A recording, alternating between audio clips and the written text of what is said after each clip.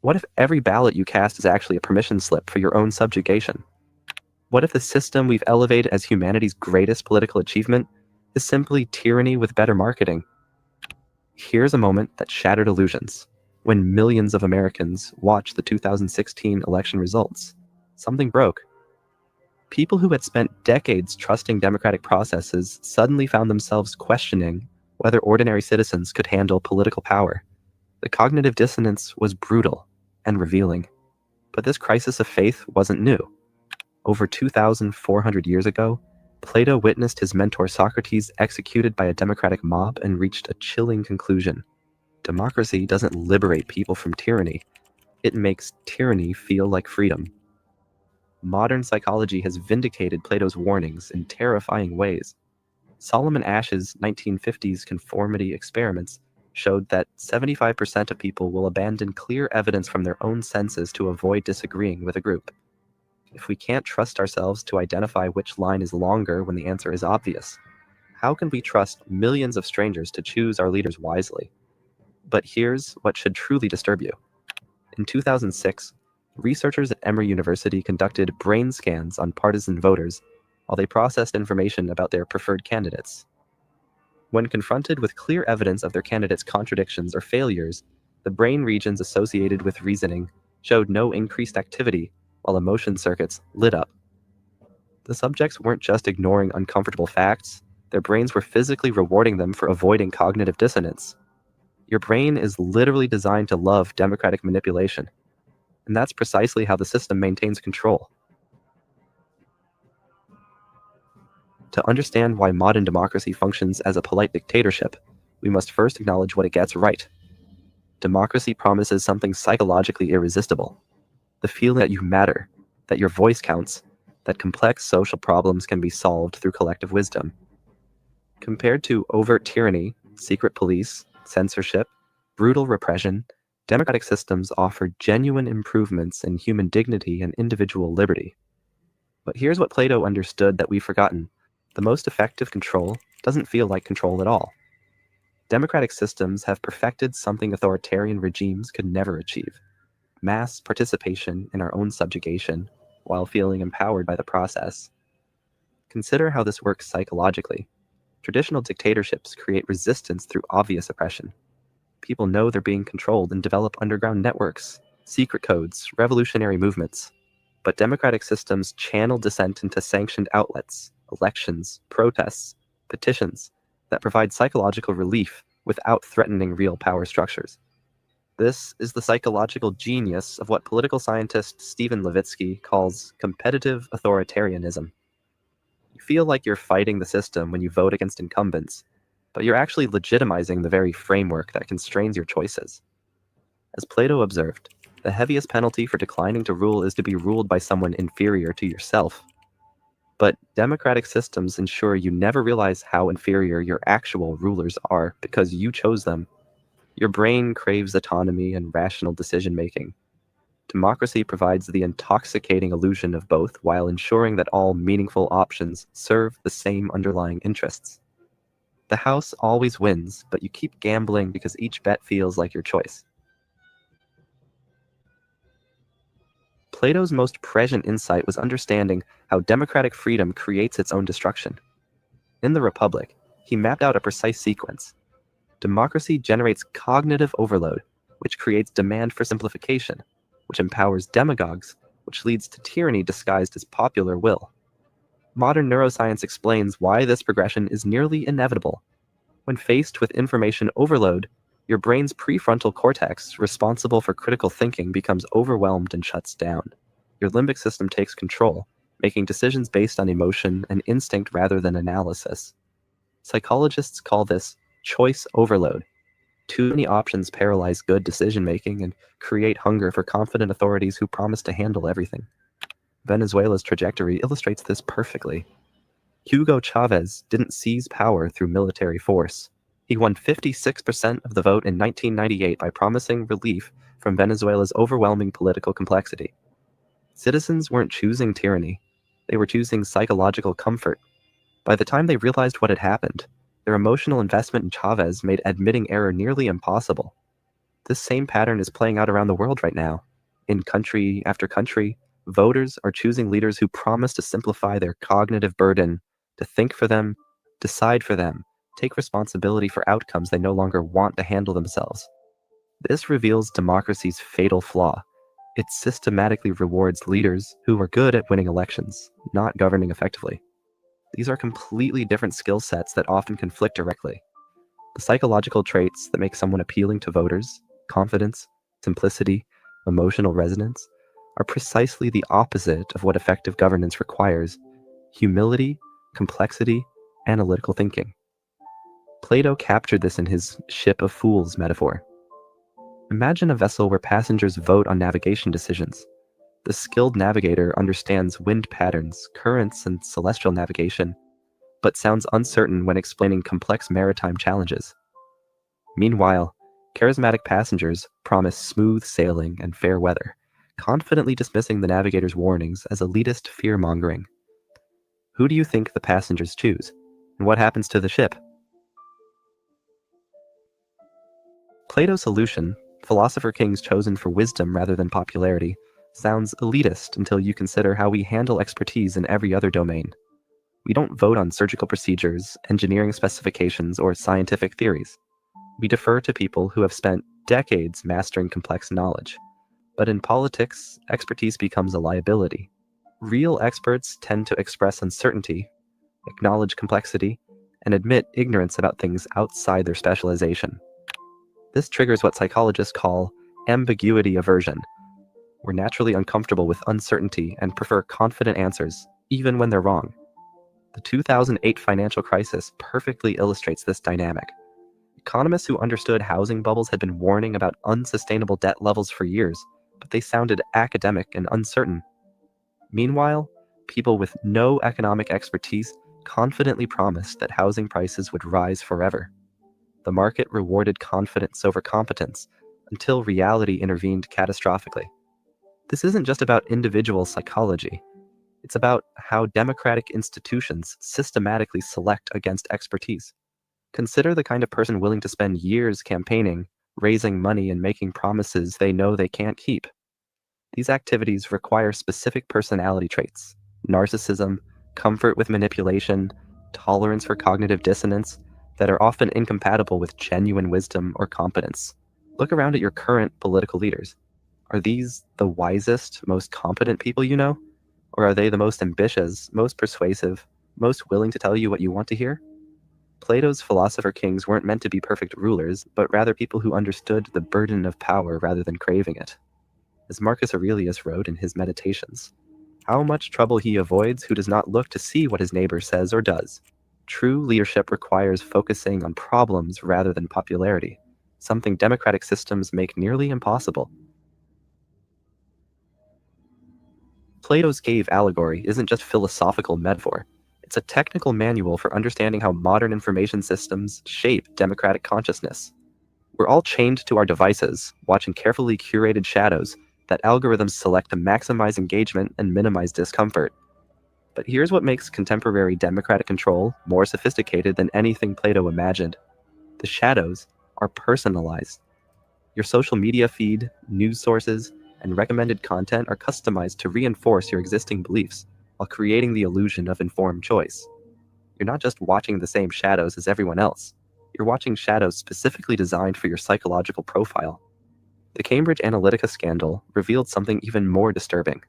Using psychological profiles built from Facebook data, political operatives could target individuals with customized messages designed to exploit their specific psychological vulnerabilities. Anxious people received fear-based content. Narcissistic people received content that made them feel special and informed. Depressed people received content that confirmed their negative worldview.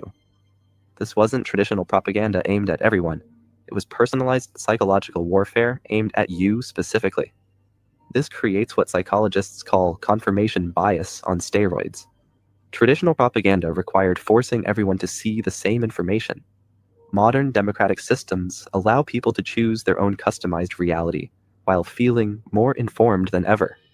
The result is unprecedented political polarization combined with absolute certainty that you're on the right side.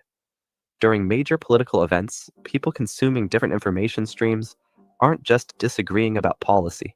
They're literally experiencing different realities. They're seeing different facts, different expert opinions, different moral frameworks for understanding the same events. Both sides feel fully informed and morally superior, while being systematically manipulated by forces they don't recognize. This is happening to you right now. As you watch this, algorithms are learning your preferences, political operatives are crafting messages for your demographic, and your information environment is being quietly customized to influence your thoughts and behaviors in ways you don't even realize. This is why fact-checking doesn't work, and why political debates feel increasingly futile. When people encounter information that contradicts their customized reality, they don't change their minds. They experience what psychologists call the backfire effect, and become more convinced of their original position. Plato predicted this exact dynamic. They deem him their worst enemy who tells them the truth. In democratic societies, truth-tellers aren't silenced through censorship. They're marginalized through algorithmic suppression and social rejection. The system doesn't need to ban dissent. It just needs to make dissent feel socially uncomfortable and psychologically expensive. The Weimar Republic provides perhaps the clearest example of how democratic psychology enables tyrannical outcomes. Germany in the 1920s and early 1930s was a functioning democracy with robust civil liberties, competitive elections, and active political debate. Yet when economic crisis and political instability created cognitive overload, German voters didn't resist authoritarianism, they welcomed it. Hitler's rise illustrates something crucial about democratic vulnerability. People don't choose tyranny because they love oppression. They choose it because freedom becomes psychologically unbearable. When your prefrontal cortex gets overwhelmed by complexity and uncertainty, your limbic system takes control and craves simple, emotional solutions. The Nazi Party's electoral success came not from appealing to people's worst instincts, but from offering relief from the exhausting burden of democratic choice. Hitler promised to handle everything: economics, foreign policy, social problems, so ordinary Germans could stop worrying about issues they felt unqualified to judge. This pattern repeats throughout history because it exploits fundamental features of human psychology rather than temporary political circumstances. Ancient Athens executed Socrates not because Athenians were uniquely cruel, but because his questions made them confront their own ignorance, something democratic systems systematically discourage. Similarly, the Roman Republic's transformation into empire followed Plato's predicted sequence. Roman leaders discovered they could gain more power by appealing directly to popular assemblies rather than demonstrating competence through traditional institutions. Politicians like Julius Caesar figured out that promising bread and circuses was more effective than proving administrative ability. The psychological appeal was identical to modern populism: complex problems with simple solutions, clear enemies to blame, and charismatic leaders promising to fight for the people against corrupt elites. The fact that these leaders were themselves elite insiders didn't matter. What mattered was the emotional satisfaction of feeling represented and empowered. Look around the world today. How many democracies are currently experiencing this exact dynamic? How many populations are choosing strongmen who promise to think for them, decide for them, take responsibility for complex problems they no longer want to handle? One of Plato's most controversial concepts was the noble lie, the idea that effective governance might require certain shared myths to maintain social cohesion. Critics often cite this as evidence of proto-fascist thinking, but they miss something crucial. Every political system depends on foundational myths about legitimacy, progress, and purpose. The difference between Plato's noble laws and democratic mythology is consciousness and intentionality. Plato wanted governing myths to be carefully crafted by wise leaders who understood their function and limitations. Democratic systems generate myths spontaneously through the chaos of competing interests, media narratives, and mass psychology, with no one taking responsibility for their accuracy or consequences. Consider some foundational democratic myths: that every citizen's opinion deserves equal weight regardless of knowledge or expertise, that complex social problems can be solved through electoral processes, that majority rule produces wise outcomes, that political leaders represent constituents' actual interests rather than their own psychological needs. These myths aren't necessarily false, but they're not straightforwardly true either. They function primarily to make democratic participation feel meaningful and morally justified rather than to describe how political systems actually work. The psychological problem with democratic mythology is that it prevents honest engagement with political reality. Instead of acknowledging the inevitable trade-offs, conflicts, and limitations of any governing system, democratic cultures tend to promise impossible outcomes: freedom without responsibility, choice without consequences, representation without elite influence. When reality inevitably falls short of these promises, democratic systems generate what psychologists call cognitive dissonance, the uncomfortable tension between beliefs and experience. Rather than revising unrealistic expectations, people typically blame specific leaders, parties, or groups, while maintaining faith in the system itself. This creates a perpetual cycle of disappointment and blame that makes democratic societies increasingly unstable and vulnerable to demagogues who promise to finally make the myths real. Understanding democracy as a polite dictatorship requires examining not just psychological manipulation, but institutional design. Democratic systems appear to distribute power broadly, while actually concentrating it in less visible ways. Consider how modern democratic governments actually function. Elected officials make highly visible decisions about relatively minor issues, while crucial policy areas, monetary policy, regulatory frameworks, international agreements, are handled by unelected bureaucrats, technical experts, and international organizations largely insulated from democratic pressure. For instance, in the European Union, the European Commission, an unelected body, initiates legislation and enforces compliance across member states, while the directly elected European Parliament holds far less power than most citizens assume. National leaders campaign on domestic issues, but once in power, they often defer to supranational rules they cannot change. Voters are thus offered the illusion of influence in systems where the most consequential decisions are made elsewhere.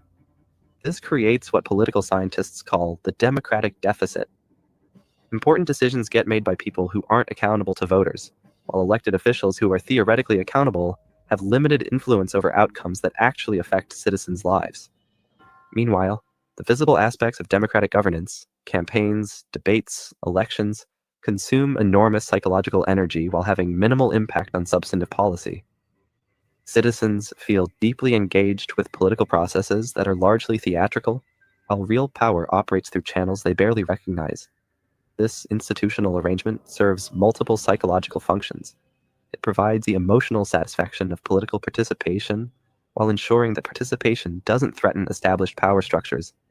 It creates legitimate outlets for dissent and frustration while channeling that energy into predetermined patterns. Most importantly, it makes people feel responsible for outcomes they don't actually control. When democratic governments produce unpopular results, citizens blame themselves for choosing poorly, rather than questioning whether they ever had meaningful choices.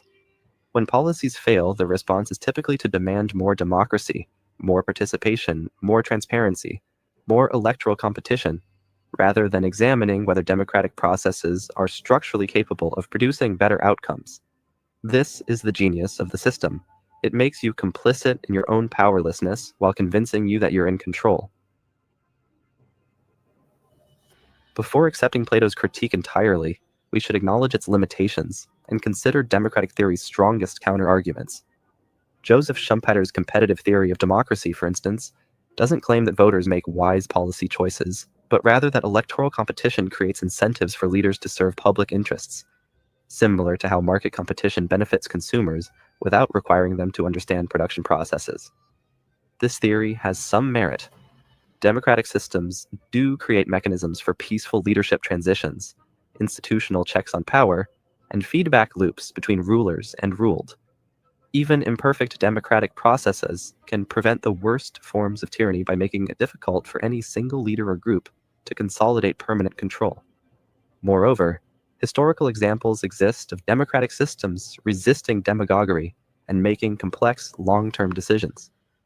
The Marshall Plan, for instance, required American voters to support expensive international aid programs with unclear immediate benefits.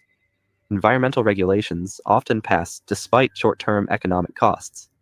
Sometimes democratic processes do elevate competent leaders who prioritize governance over popularity. However, these counterexamples don't invalidate Plato's core insight about democratic psychology. They just show that the descent from democracy to tyranny isn't inevitable, merely probable. The psychological vulnerabilities Plato identified remain real and constant threats to democratic governance. Furthermore, the practical problems with philosopher-king alternatives are substantial. How would genuinely wise leaders be identified and selected? What prevents philosopher kings from becoming corrupted by power or isolated from the people they govern? How do we ensure that claims to wisdom aren't just sophisticated forms of self-interest? Plato himself seemed to recognize these difficulties, presenting his ideal state more as a thought experiment for understanding political psychology than as a practical blueprint for reform. So what do we do with this uncomfortable knowledge? How do we live authentically within systems we recognize as fundamentally manipulative? Plato's answer wasn't to abandon political engagement, but to approach it with proper understanding.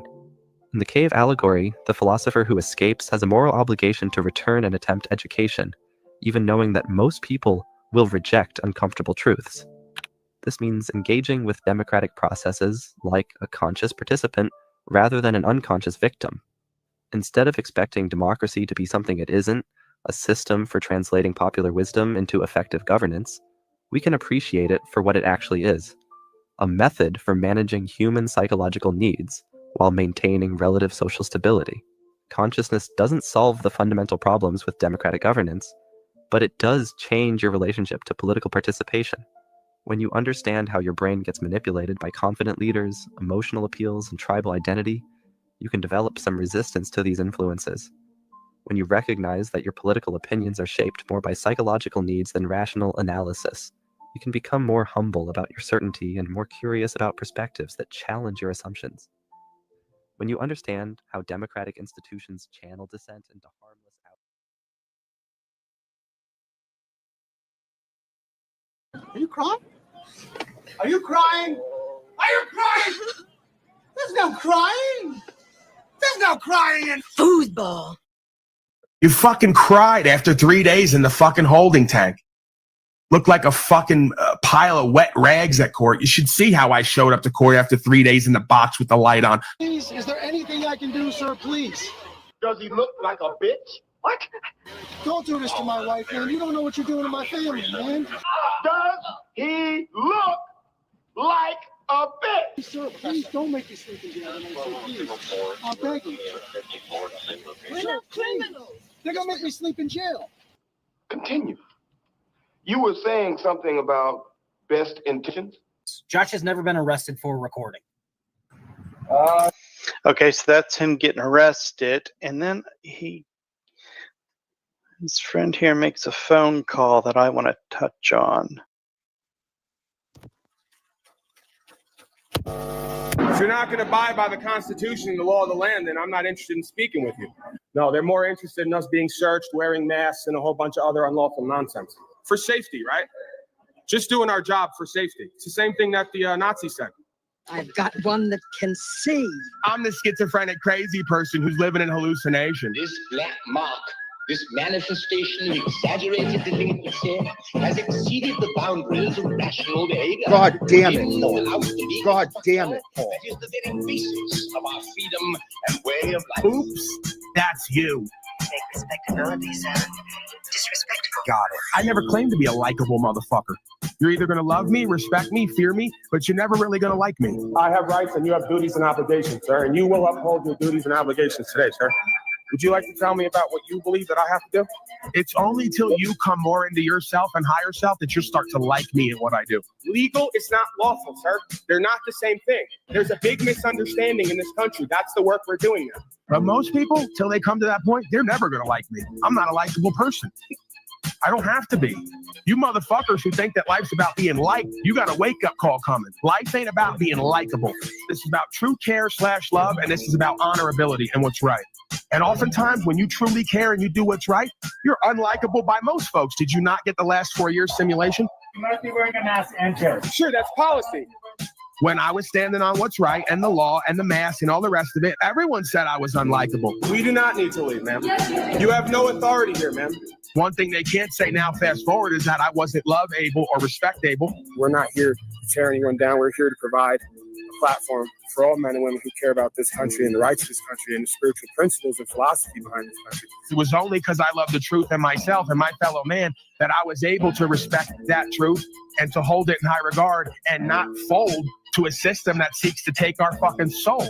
I'm on foundational principles here. I'm flagging online, not gang related, God related, quote unquote. We need men who do what's true and what's right regardless of the outcome. We need women who foster that their men do what's true and what's right regardless of outcome. Stop this nice, kind, polite, fake ass shit. It's going nowhere. I'd rather you say what you really think and feel, and I'd rather you hold us all accountable. Yeah, what's up? We're fellow man and woman. What are we about? Where are we going? Where we come from? What's the play? What's the move? Oh, you guys want to do ignorance and arrogance and projection and rejection and infidel behavior. I'm calling you the fuck out, and I'm getting you on record for doing what you are. You've been asked lawfully to stop interfering with the rights of the people. I'm about success. I'm about movement. I'm about growth. I'm about novelty. I've accepted life on life's terms. You motherfuckers haven't. You're living in your own world with your own clownish identification group, and it's going nowhere. You're completely artificially manufactured and manipulated into something that's pretty much mankind. All non-essential businesses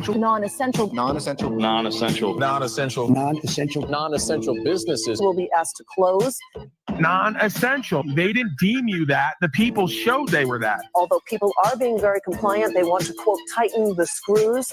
So the master said, you're non-essential because you've all lived like that and acted like that for so long. If you are sick or not feeling well, stay home. The more we shut up and go along to get along, the more they're going to keep tightening the noose to the point where you're going to wake up at some point one day and have little to no options. Why live like that? So let's stop bullshitting ourselves and each other and playing games, and let's move forward in what's true and what's right. I'm here to alter my life and be an example of inspiration if I can be, and surrender the rest.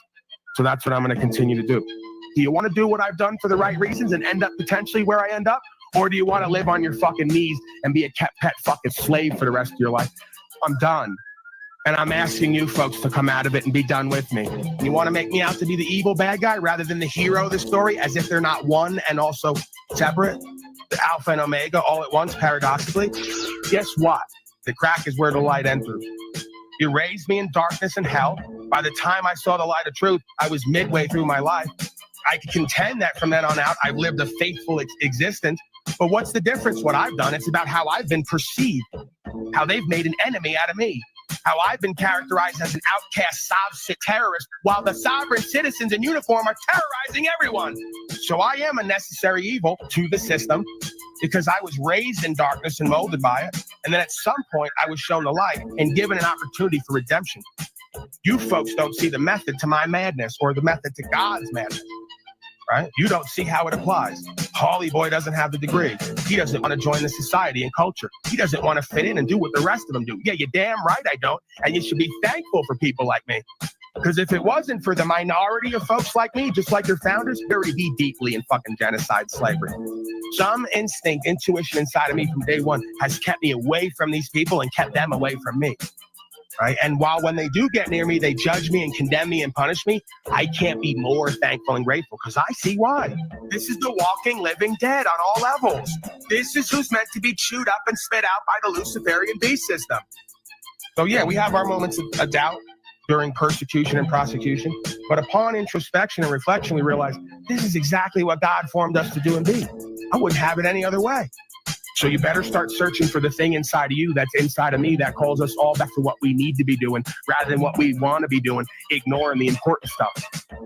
I'm really convinced that over the next 4 to 5 years, we're going to see economic downturn. We're going to see a Greater Depression 2.0. We're going to see a huge shift in power and value and resources. You'll see what I'm talking about at some point. Go look at the inflation. Go look at the same cart you had 4 years ago with the same items in it online. It's tripled. And they don't understand where we're at and what it all means. If folks do not get on record now with the common law and universal law and rights and freedom and principles and throw themselves on the gears of the system, I believe you're going to see fascism, collectivism, and genocide and the likes you have never seen it before. With all this technology and everything that's set up and how interconnected it is and how duped out and gullible and naive and powerless the majority are, I think you're going to see a worldwide event that's not going to be forgotten. The Third Reich essentially was a medical tyranny run amok. taking people, putting them away, doing experiments on them. You guys are addicted to the dopamine rush of doing slavery every day and having domination and control over your fellow man, and it's fucking pathetic. We are marshaling the full power of the federal government to protect the American people. You folks have lost your minds, and you think I'm the crazy one. I'm checking everybody in this motherfucker day in and day out. I will speak the judgment and condemnation the force of creation is bringing down on all your goofy asses. And no, I don't like doing it, but it's what I'm here to do. So all the better. You want to make an enemy out of me for bringing that message? Good luck. When you see it manifest in physical form, you know I was speaking the fucking truth. That's how that works. Good to be back. We're on our every 4-day return trip here as it stands right now. Feels pretty good. You know, I get a little break. The more I stay away, the more I want to come back, right? Keeps me inspired, keeps me motivated. Theodore, the Sword, writes, someday I'll be knowledgeable and confident enough to stand in court without a lawyer. I'm stop you already. It's not how it works, dude.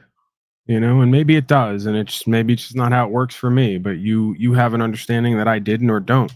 So this isn't about one day, someday you're going to be XYZ and then you could do what I've done. And no, because I wasn't ready at the time when I started doing what I'm doing. And I don't think anybody's ever truly ready. It's like having a child, you know, when I look at it and reflect on it, I go, I'd like to have children someday, potentially, maybe, but I'm not ready. And then I go, but will I ever be ready?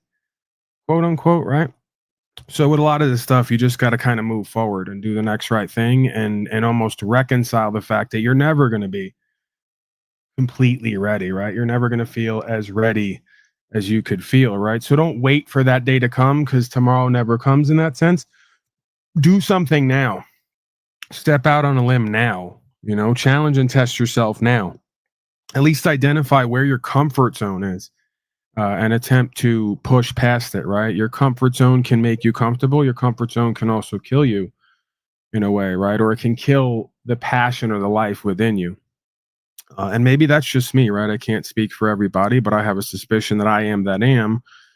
And so are all of you. So there are certain thematics here that are one and the same. One of them is you can't practice courage without having fear.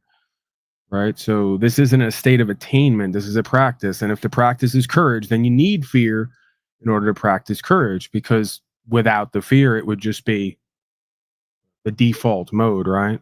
So the practice of the courage is only such because the fear exists, and because the fear exists and most people won't go past that fear to practice the courage, that makes you brave if you do such. Right. And it's not that we necessarily do it because of that. It's just again, another description of a reality that we can experience on some level. And I could argue we're supposed to experience on some level. I don't think as men especially, or just humans in general, that we come to this realm to do what everyone else has always done and not push past those comfort zones and challenge and test ourselves and practice courage and learn what it means to be brave on some level. And more importantly, in alignment with what's true and what's right, see? Because it's really not about the pride and ego. Oh, look at me, I'm practicing courage. I'm brave, or they think I'm brave. It's like, yeah, maybe. But we do that. We practice that not to get that glory, but because we know that we're chosen to do that. We do what we need to do, right? Because we have the vision and the understanding and the intuition to move forward and do these things that need to be done. So ultimately, what we're really saying here is it's a test of faith. Because what we're really saying here is there's X amount of people here who've been chosen from the beginning. They've always had the intuition. They've always known something was wrong. They've always known that they're maybe not like everybody else in certain ways. And that's the prerequisite for a godly experience, is what I've had revealed to me. And I contend the same thing for many others who've come here and been involved in a lot of the same activities. Snafu Snaps right off the bat here today. Let's see what he has to report. Your thoughts, Snafu Snaps? Optics? Man, I missed that intro. Good intro. Hashtag my daddy. Trust the daddy. Make daddy Yeah, I great. kind of got an itch in a way to get back to moving and shaking, man. Going up into these courts or in these arenas and holding their feet to the fire a little bit, shaking things up, reminding them of what they're here to do, right? And what I'm here to do.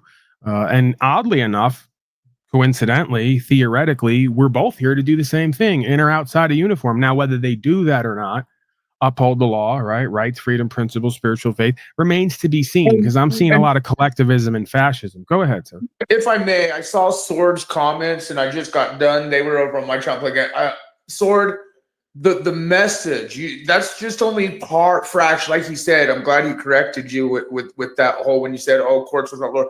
If you pay attention to what Paul is saying, it's more than the court system or the law. It's you and your inner self with, policy enforcement and the man laws versus your laws. And you should pay attention, you guys. It's very bad when you just put it in one box and close the box. It's an open box here about the optics that he shares, and it's your journey, my journey, everyone's journey. Yeah, and it's a lifestyle. It's a lifestyle, right? Yeah. There's many moving parts to it and different components. There's an on-the-ground component, a day-to-day lifestyle component, right? What we're eating, drinking, the air we're breathing. That carries over to getting remedy at the courts because we're being poisoned, quote unquote, at this time, right? That's not a conspiracy theory anymore. That's lab tested and approved. So, one feeds into the next. We have a lifestyle of non-compliance with things we shouldn't be complying with. And that leads over into us needing to know legal and lawful in order to get remedy at the courts and not get steamrolled and run over. Then that leads into developing more confidence on top of practicing confidence to live free and surrender the rest under God, that, hey, we don't have to do what we're told here, and we don't have to get sprayed down like bugs, and we don't have to accept the poisoning, right? And the slow torture and disempowerment. Far from it. We can actually make a change here. I and others have shown that over and over again, and I'm going to continue to do that as I heal up and as I feel better. I'm going to get more active. I'm going to get more involved. I'm going to get more results, and I'm going to give that away. And we're going to generate more value, quite frankly. And we're going to feel the true power of God, right? This isn't about false power, but I'm not going to sit here and do a Charlie Kirk and false modesty, right? I have a will to power. The difference is I went from a will to false power to a will to true power. And I had a revelation and a recognition that the only way to get true power in this life is to surrender the control and the worldly power and give it over to God after doing what God commands of us, right? In conscience. So nothing wrong with that. There's nothing wrong with wanting to be a powerful being here or be in alignment with the powerful beingness here rather than being a disempowered, cucked out slave. I don't think that that's bad or wrong. Absolutely well said. So, no, and also, I don't know if you're going to get into these topics or not. I did drop that 6-minute video of mine of the Charlie Cook Memorial, Beast System Optics in Play. You got it in the back there? I'll play it. Yeah, it's a 6-minute video. And other than that, Mr. Daddy, we'll see you later. And yeah, I really love the intro, Paul. And on a real note, man, I'm glad Sword asked that question, because Sword, just like you said, it's more than that, and it's the lifestyle, and it truly is. That's why when I see people mock it or whatever, because they're going to be living it. They're going to be forced to make those choices. And it's just, I appreciate people like you, Paul. I really, on a real level, dude, when it really comes down to those in foxholes, those standing up for, the people in the times we're in right now. So, all right, man, I'm out. And yeah, I put that thing in the backstage. All right, man. I appreciate you, man. All right. Snafu Snaps, everybody, aka Matthew. Yeah, we've had our issues in the past. We've kind of come full circle. I think we found some mutual ground of respect and or service to the truth, and hopefully we can leave the rest behind, right? And that goes for everybody else who doesn't like Snafu or is on the wrong end of Snafu, right? You guys have your own issues with him and whatever else. I stay away from that. I don't want to be involved. I'm not supporting it either, right? I'm not promoting whatever else he's up to and what he's involved in. That's between you and him, right? So leave that alone, leave it where it is, reconcile it and resolve it if you can. If you need, I'll even help facilitate, right?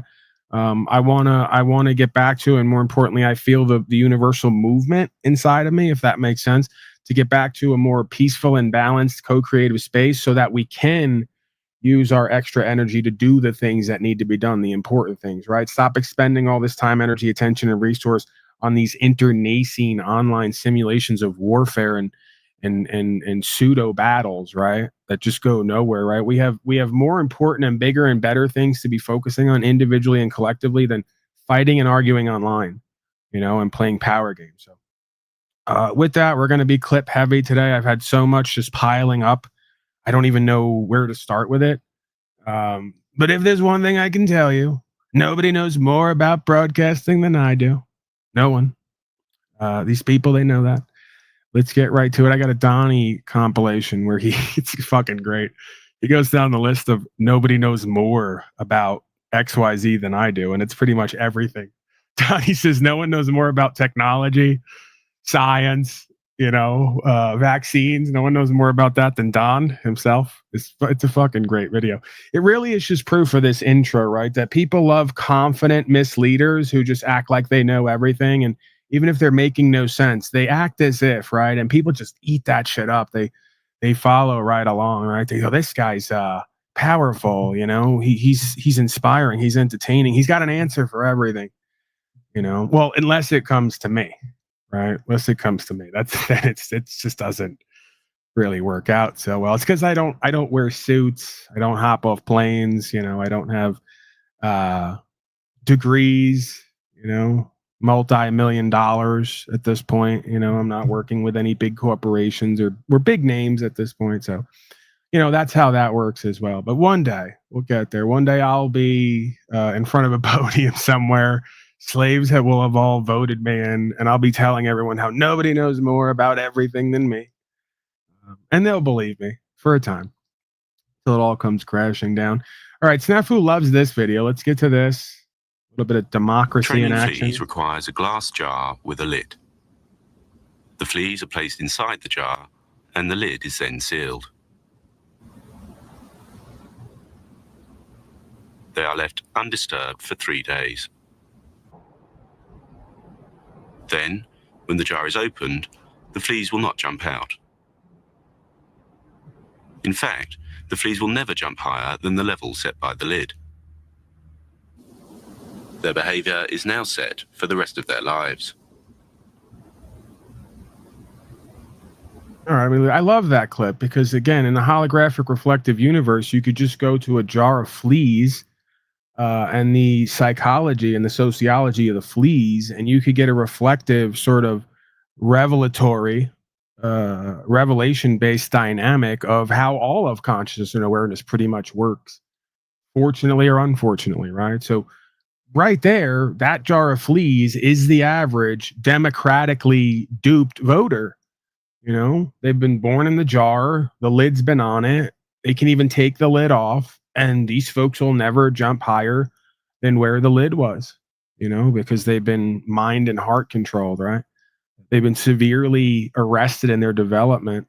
They've been severely limited in their opportunities and their power to choose. So we're experiencing that right now, but there's a good 20 to 30% of the fleas who've kind of gotten a hold of this idea that we are able to evolve and adapt and make change over a long enough period of time, if we will it, if we practice it. So as we're speaking here, we have, at least, I would say, I'll go with 5 to 10%. Because I even have a hard time believing that with the jab statistics, they say 80% of folks got the vaxes and the boosters. About 20% apparently didn't. So maybe I'm behind here. The movement has been moving more than I thought, and we got at least 20% of the planet of these, used to be voting fleas who are now able to jump higher than the lid. Matthew, relax.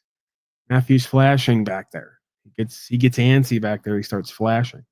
I'll bring you in when I'm done making my point. Don't distract me. I have severe ADHD. You're making me itch. I'm sorry, Daddy. Go ahead. I'll be when you're done. I'll be. No. Go ahead, man. You're in and out. You're in and out. I was gonna say I like that video too, but it reminds me of the gerbil ball and these like mazes where the gerbil is still in the cage but gets to travel through, and then ends up in the tube, ends up in the ball, ends up in the round thing where he just runs. The gerbil treadmill. The fact is, it's still in the cage, but the environments are changing, and it feels like it's on the movement forward. When in reality, it's in that infinite gerbil cage, a ball, so to speak. So the fleas, but I've kind of progressed it to the gerbil ball. Right. So Keith Williams comments, I have to say, Paul, that comparing the neurology and psychology of a flea to that of a human being is a little loose. Yeah, a little bit. I get it. I maximize and minimize sometimes here. I embellish, but is it really? Like, how No, it's far not. off is it? Snafu, please. You didn't play the whole video either, though. If they would have watched the whole video, it goes into depth about the flea optics. Yeah, no, I only have 49 seconds. Yep. But maybe I'll get the more extended version and we can go into that. I'll send it to you. I'll have it. All right, get out of here. Let me do my bit. Let me Okay, do my okay. I thing. just want to say one thing about the video I sent you. When you watch the video I sent you, notice Daddy Trump points up to what we call the hard camera. For all you pro wrestlers or news people out there, if you know what a hard camera is, when you watch the video Daddy Paul shows, you'll see Trump point directly to the hard camera, and then the optics take place. That's all I wanted to say. And that camera is pointed at the nation of the world. All right, just I'll get to remember it. Only Okay. because your optics are coinciding with my optics and the optics. So Which I'll they usually humor you do. a little bit. All right. Well, they kind of do, actually. Yeah. Yeah. All right, get out of okay. here. All right, I'm out. All right. Yeah, I gotta get back focused and in alignment. I get easily distracted, especially, Snafu, God bless him, but he chomps at the bit and he kind of swallows sentences and talks over me and he throws me off a little bit. It's not his fault. I don't blame him. The kid's got moxie. I want to believe that he's on a journey like we all are. And we're making some progress, right? There's no denying that. So, yes, Keith Williams, it's a little loose. I'm embellishing a bit, but not much, right? Because again, like, you can tell me that we have all these neurons and the neurology is so complex and the psychology is so much different. Is it really? Again, we go back to Bhagavad Gita. It shares a story about the elephant, Dhanapalaka, and, relays this idea that Dhanapalaka, the elephant in rut, never moves beyond X amount of feet from the tree because when Dhanapalaka was raised, he had a rope tied around his leg. And at some point, they untied the rope, but he never figured out that he could move beyond the length of the rope. So he spent the rest of his life, regardless of how powerful he was and wanting to mate and co-create, never moving on beyond the length of the rope. So I'm here. You're not going to get that. I'm not a scientist, and I don't appeal to this false authority that human beings are above and beyond every other living creature here. I actually at times go the other way. And this is where then we go to the other side of things, the maximizing and the minimizing. I say, now, I'll grant it, humans have amazing potential to do amazing things. What do they use that for? Destroying themselves, each other, and this environment over and over again, some way, somehow, in order to get faster internet, by the way, is really the reason.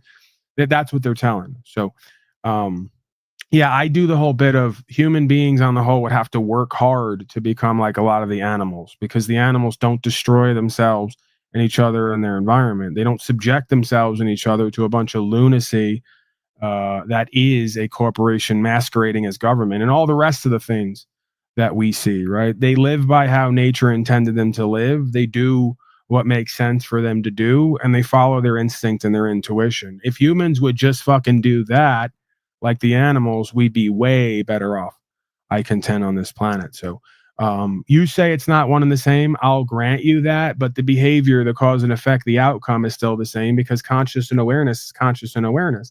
The same life that's in you is in those animals. And when treated the same way or subjected to similar conditions, life tends to respond or react the same way without a alternative understanding and a will to practice co-creating a way out, right? So I can't draw that much of a distinction between training the monkeys and the zoo animals and the fleas and watching human beings pretty much exemplify the same states of consciousness in cause and effect, right? There's just really not that much difference to me. In fact, despite whatever I want to believe about human beings or don't want to believe. Keith saying, in fairness, I can also say, Paul, that it works as an instructive analogy. Well, thank you. I thought so as well. That's why I played it. Watching this live makes me want to fart on people. Thanks for making me feel this way. Hey, I'm here to help. Much like government, I'm here to help. There's no denying that. Someone online last night on Facebook said, made a claim that I was a convicted pedophile, and they found it in the police records. They made that claim on Facebook, so I had to send them notice last night. They removed it. And by the way, it was someone who was part of the United States Army battalion of tankers. You can't make this shit up. What is the acronym there? USA bot, right? See what they do? He was a USA bot, battalion of tanker clown, who thought that because I questioned the Charlie Kirk murder, non-murder potentially, that was the same thing. Me questioning was lying, and that was the same thing as him claiming I was a convicted pedophile on Prescott, Arizona. Not the same thing, Dwayne. Okay? So I think Dwayne's learning because I informed his job of what he was up to and, contacted the licensing board that gave him a license to do his career. And I also told him if I decide to, I'll be sending him notice to drag his ass in court so he can explain to his masters, not mine, why he thinks it's okay to do libel and defamation and slander. I probably am not going to move forward with that because he took down the comment, even though he refuses to apologize and be honorable in good faith, just because I don't know. I really don't like dealing with the system to bring kind of retribution to folks. I surrender at a certain point. I go, I would like to go to court, learn more and practice more. This dunce is the perfect one to do it with. I could probably take him for 10 grand and it would be like zero litigation to get it proved, because the defamation rule is if you're a public figure on any level and somebody knowingly says something they know is not true to potentially cause harm to you, they're guilty. There's no explanation needed, right? And it's literally, I have him there saying something he knows is false to try to do harm to me, something that is essentially one of the worst claims you could make about somebody. So yeah, there's a piece of me that wants to play the game and teach this guy a lesson and more importantly, get more experience at court, but I probably won't move forward with it. But we shall see. And again, another coward, because he thought that he was going to sit online and make false claims and libel and slander me, and I wouldn't immediately find his home phone number, reach out to him in the middle of the night, and remind him that maybe he should think twice about what he's doing and putting his name and reputation on, right? See, I have the, I have the ability, I've been blessed here to pretty much say and do whatever I want. I've earned that position. I've earned my keep. I've met a lot of resistance in the past, and we've kind of got through that. We've met the challenges and moved beyond. So the rest of you statist, fascist, corporatist, slaved out fools, you can't say or do anything online, especially things that are criminal, right? Because you got obligations and responsibilities. You got ties that bind. You got a boss daddy somewhere that wouldn't like to hear that you're online doing that, nor should he. Boss daddy or not, you shouldn't be really doing that anyway. You shouldn't need your boss daddy to get upset with you to know what to do and not do, especially if you're going to be part of United States Armed Forces. You folks are virtuous, supposedly, and righteous. You hold yourselves to a higher standard. What's the difference what a sob-sick conspiracy theorist like myself does and says? Just layers of hypocrisy and irony. The people who are at the helm here, who are supposed to be guarding you and I, theoretically, and this land from terrorists, foreign and domestic, are actually that. 8 or 9 times out of 10, they're willing to follow immoral orders that cause harm to themselves and others. They're willing to lie on people to have loss, injury, or harm done. And then when they're asked to be accountable and responsible, they run like the cowards that they are. They tell more lies to cover up their past lies like the cowards that they are. So, hey, I'm just sharing that because it happened recently. It's somewhere in the forefront of my mind. And today I was in town when he responded to me and I said, you know what, Dwayne, you got to deal with God on this. You know where I stand. You took it down because you're a coward. And well, you should. Maybe you thought better, but it's not because you're a coward. It's because you said something you didn't think you had to stand on. Then once I showed you were going to have to, you thought better of it. So we reconciled, we resolved. And I told him, if you're lucky, I won't have your ass dragged into court. It's going to cost me almost nothing. It's going to cost you thousands. And then you're going to lose. Then you're going to pay me. And then I'm going to basically make you and everyone like you a walking joke online. And I'm going to say, hey, here's how you take these people and get like thousands of bucks from at a time by just dragging their asses into court and holding them liable for what they're up to, right? But again, that's a partial, it's like a quasi-legal scenario. Because like in the real world, in the day-to-day world, we really don't get a resolution or remedy other than asking someone to apologize. If they don't, well then, they told a lie on record. And they have to deal with that judgment. You really don't get to go to a court necessarily and tell some other people to ask this guy to do what's true and what's right. They either do it or they don't. And if they don't, well, then you got to deal with God. That's your karma, man. I wouldn't want that karma. All right, we got a couple here. We're going to go to the clips because we're clip heavy. I don't want to spend too much time on the rest of this nonsense. We got snafu optics, right? I told them I would go to that. So couple comments from my Facebook. Only in Magaland does mourning mean fireworks, a guy hauling across, Trump babbling about a cure for autism, which he said it was all about the Tylenol. Another lie. He left out the idea of the vaxes and said, we gotta stop taking Tylenol. It's very bad. Gotta stop. Don't take it. He couldn't pronounce acetaminophen. What a surprise. Because smart people don't like Donald Trump. That's his words recently over the past couple of weeks. Smart people don't like me. That's true.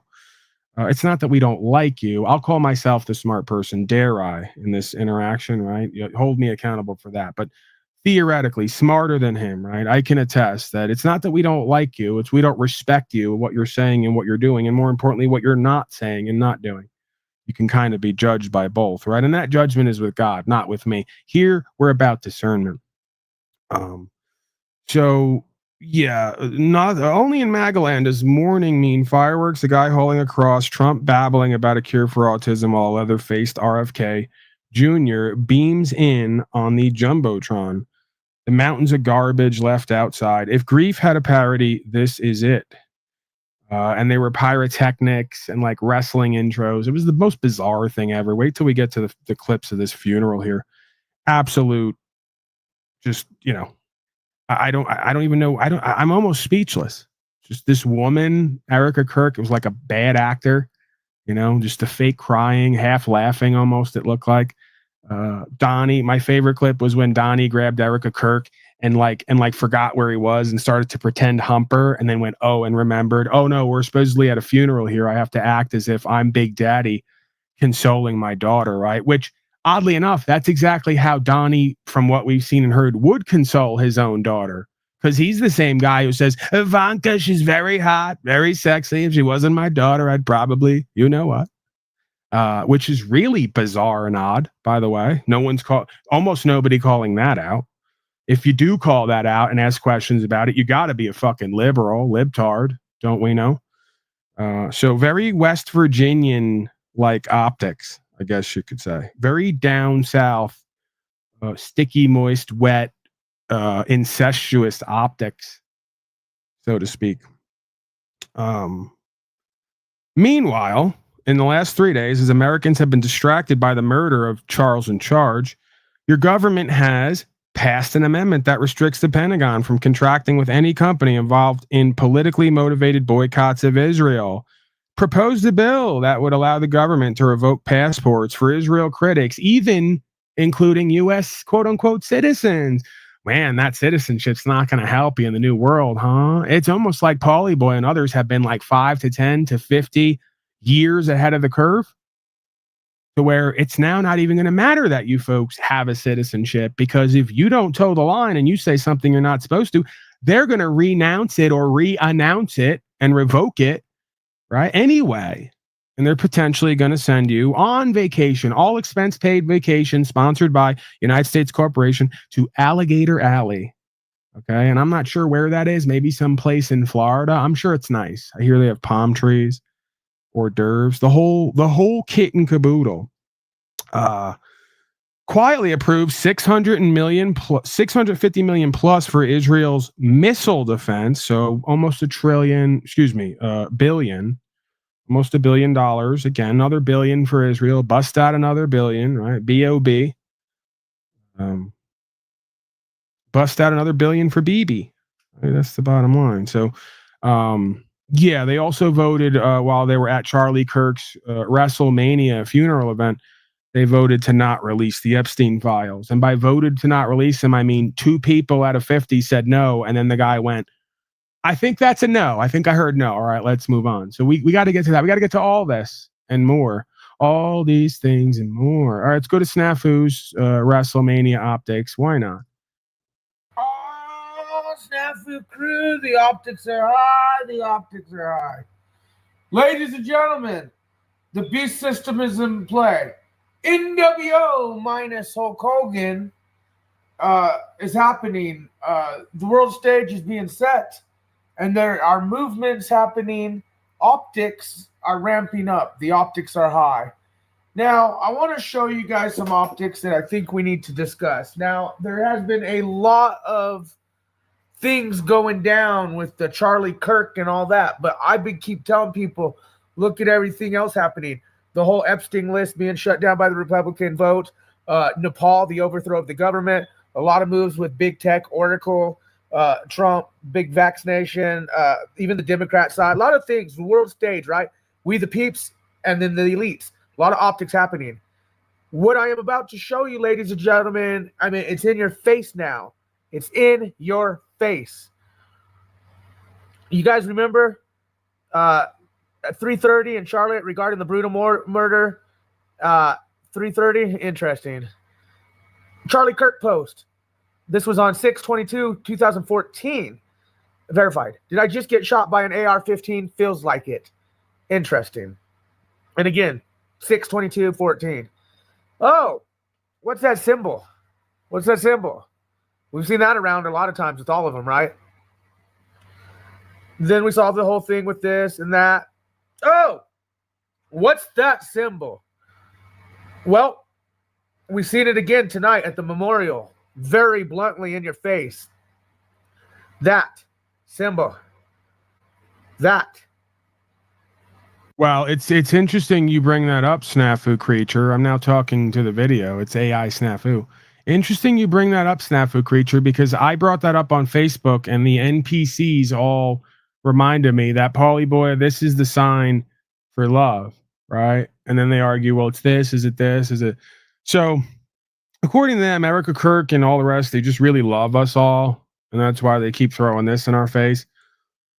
You know, they love us so much. They wanted to make sure the deaf people out there got the universal sign language for I love you. Now, is it at all possible that, and I'm just asking a question here because I ask the NPCs on my Facebook to like help me out and try to teach me, instead of me always being in this opposed power position and in the know and acting like I'm supposed to teach them, I play this game, non-game sometimes. I say, go ahead, NPC statist, fascist corporatists who vote for both sides to run your life with code and take your rights and property.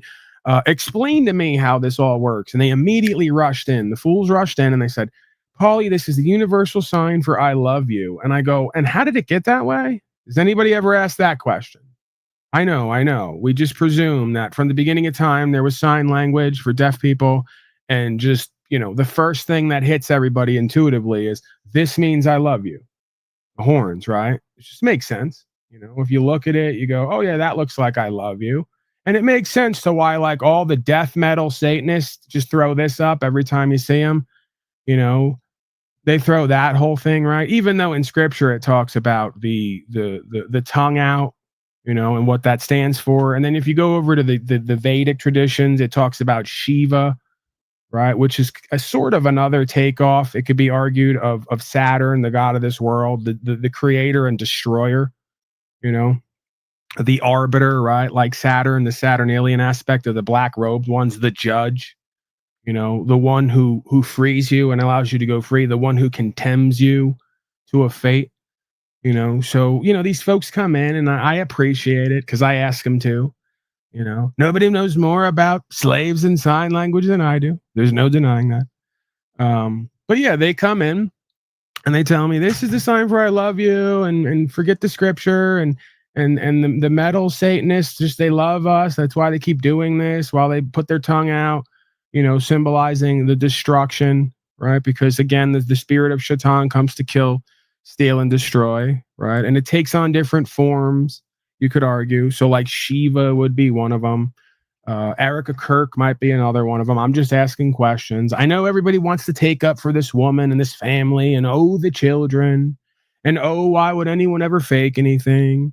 And oh, it's just sign language for I love you. Because, you know, politicians and these people who the day their husband dies and gets shot in the neck goes and starts a GoFundMe and asks for $6 million.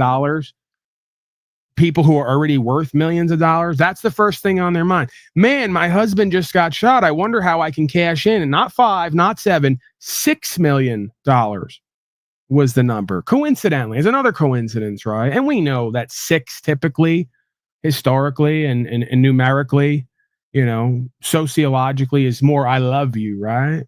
So like they're like, we want $6 million for Charlie, and Cash Patel says we'll see you in Valhalla, and then the shooter has a picture of Valhalla on his phone, and Valhalla's a retreat somewhere in the middle of nowhere.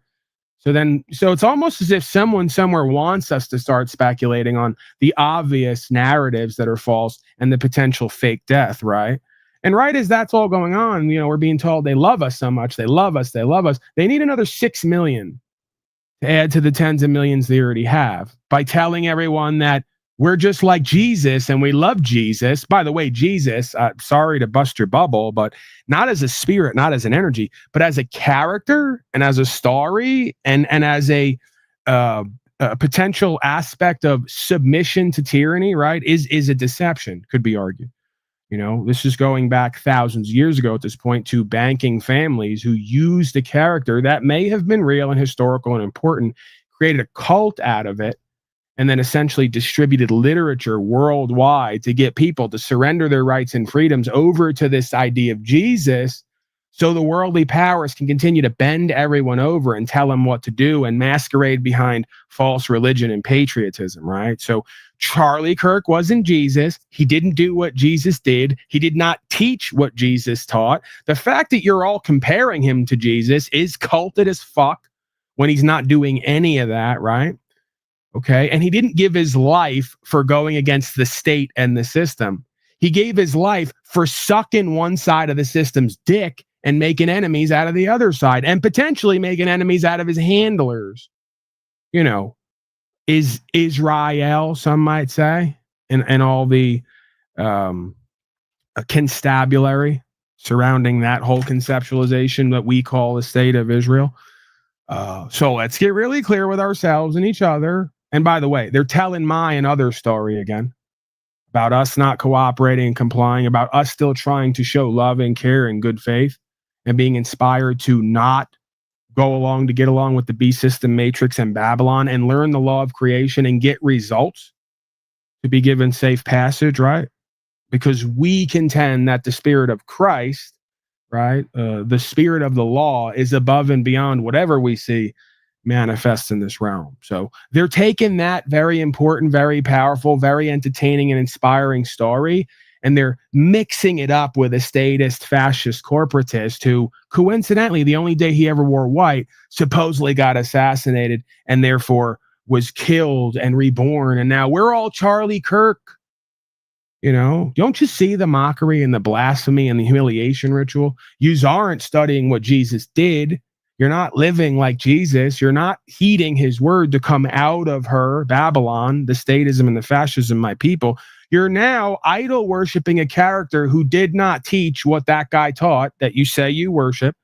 And then you're claiming we're all him and that, instead of claiming we're all one in Christ and the truth, life, and way. Masons love to mock and humiliate you folks and show that you don't understand your own religion that they gave you, and provide you with villains and heroes and watch you fight it out amongst yourselves and proclaim a whole bunch of shit that allows you to fall short of the Most High. See, they love it. They get off on it. Quite frankly, there's a Luciferian aspect of me that somewhat gets off on it, right? I almost have to laugh and to avoid crying. And I almost have to get comfortable with the uncomfortable, that in this world, most people are of it, and they're probably never going to see past the world stage and the characters upon it. And many of these characters don't even know they're characters on the world stage. They're spiritually being duped and deceived and used to build a kingdom of Shaitan or a kingdom of deception. Okay? So it's so coincidental. It's right on time. As I and others are pushing this rights, freedom, principles, spiritual faith, co-creation, and results at court into the mainstream, and this motivation to actually live free and therefore be responsible and accountable and create a new lifestyle and potentially change the world to live how we were always meant to live, we're going to get this instead. Okay, so make sure you buy all the merch. Make sure you contribute to Erica Kirk's $6 million donation needs. While we do pyrotechnics and Donnie pretends to hump her, Tilly remembers he's supposed to be the daddy in this scenario. But as I said earlier, it makes perfect sense because we know as a daddy how he treats his own daughter. Let's go to that. While these same people online call me the convicted pedophile, by the way. They won't ask for the Epstein list. They won't point out that Donnie's on it. Said he was going to release the list. Now said, who cares? So see the projection? As I'm questioning and calling out the optics, the people who are supporting this are labeling me as what they should be having revealed to them is actually true with their daddy, Donnie. See? Paulie's the convicted pedophile and the bad and evil one because he dared to question our fascism and statism and speak the truth. Donnie, he's above reproach. See the blasphemy and humiliation rituals they have all these folks involved in. And I have to laugh, like that John Lennon song. I read the news today. Oh boy. I just have to laugh because this has been going on from the beginning of time till the end of time, seemingly, and definitely from the beginning of my incarnation here. And I don't see it slowing down. I see a wheat and tears optics as Snafu Creature, who's back again, third trip. He's like the guy who leaves something in your car, right? Every time you go out with him, he leaves something in your car and he calls you when you're already 20 minutes down the road. Hey, I think I left something in your car. And I'm like, okay. So like, are you doing the whole, you want me to come back or I'll see you next time? You can get it then. Like, what are you telling me? And it's a whole thing, right? I actually have people like this in my life. I guess I totally left something in the back seat. You were Why? about How does that happen every time? You're about to drive off with my shit in your shit. It's a crack pipe, isn't it? It's always a crack pipe. It's the end of my video. You didn't even get to the part where I wanted to show what she did at the memorial. Like, well, you don't have 7.5 minutes. All right, can we just skip forward to the part where you'll see me at the memorial? You'll see what she does. Okay. You'll see. That's all I want to show. Yeah. I am not suicidal, by the way. I am very ill and sick. I'm not suicidal. I'm showing you this stuff because the optics are high. The optics are high. And again, the crew of the glue. Dude, they're so blunt what they're about to do right now. Watch. It's up to you to decipher and discern. And he even points at hard camera. He even says, like, look what happens, dude. Right in for the camera shot. All right. Yep. Look. Oh, look, pointed up. Look, smart. Boom. What is that? Whoa. Whoa. Whoa. Whoa. That means she loves you, Snafu. What's the problem? Wow. Like, you just lost your mind right there, huh? Was that it? Yeah. Or there's more optic? You just lost your mind on that one. I just lost my mind right there. That's what I want to show. Yeah, can we stop? I get that I don't have $1 billion in a Bugatti yet, as if I would ever necessarily buy a Bugatti if I did have $1 billion. I'm really not even into that. Extreme luxuries. That I'm the kind of guy. I'm pretty old school in that sense, right? I'm half Italian, and as we know, an Italian is a Jew that doesn't read. If I had $1 billion and I bought a Bugatti, I'd never drive it, and I wouldn't want to get in and out of it just for risk of crashing it or fucking it up, right? I don't need that kind of opulent luxury. Yeah, I don't have trifolds. I don't sell you meaningless pieces of paper. I don't have ultra white veneers. So I'm not like Andrew Tate and Chile decastrated and all the rest of these folks in more ways than one, right? So I don't know why you and others keep coming here and making these false choice examples. In a way, it's almost demeaning to I and what I do. You don't like it, but Snafu, please. Snafu, just let me finish, man. I can't do this with anyone. It's not personal to you, but I can't do it. I don't allow it with Cage or anyone. So please, just let me do my thing. Let me wax sort of poetic, as they say, right? Let me wax chimpanzee, right? So, yeah, it's almost demeaning to not really to me, but to what I do and the truth. And you think you're complimenting me because you're like, oh, Paulie Boy's in the conversation with guys like Chile De Castro and Andrew Tate. They don't do what I do. They don't talk about what I talk about. They don't get the results that I get over and over again at court. So it's just, it's not one and the same. The closest thing we can get is De Castro hiring attorneys, spending hundreds of thousands, fake crying at court, and then whining to Brian on the phone while doing his bid. The closest we can get with Andrew Tate is he claims he has 10 passports as 10 different types of citizen to 10 different corporations. and thinks policy and code is law. And then when they come take him to go to jail, he does his time, right? And never puts on record that he has rights from God and the law of the land. And, I'm sure doesn't speak for himself at court. It's just like saying, I wonder what Paulie Boy would say to Alex Jones if it's just not, it's a non-versation, right? There isn't even anything to talk about. The only difference is I don't have 1 million views and making $1 million every time I appear somewhere. And quite frankly, that's precisely the dynamic that proves what this place is on some level, right? Or what collectivism, fascism, and statism is all about, and corporatism. So, I get it. You think you're complimenting me because you're bringing in well-known big names who got more numbers and more money, coupons for value than I do, right? What they don't have that they're living on is more truth, okay? And that's supposed to be the most important thing for the truthers, right? So throw them all in the same batch. They're all part of the same batch. They're all statist, fascist, corporatists. To them, money and numbers is all that matters. When they get summoned to court, they show up like the biggest bitches you're going to find worldwide. They spend millions of dollars collectively having beta males in suits talk for them, and they lose. This is the funniest part, right? They all have fuck you money. They all hire these legalist clowns to talk for them, and they all fucking lose and get embarrassed.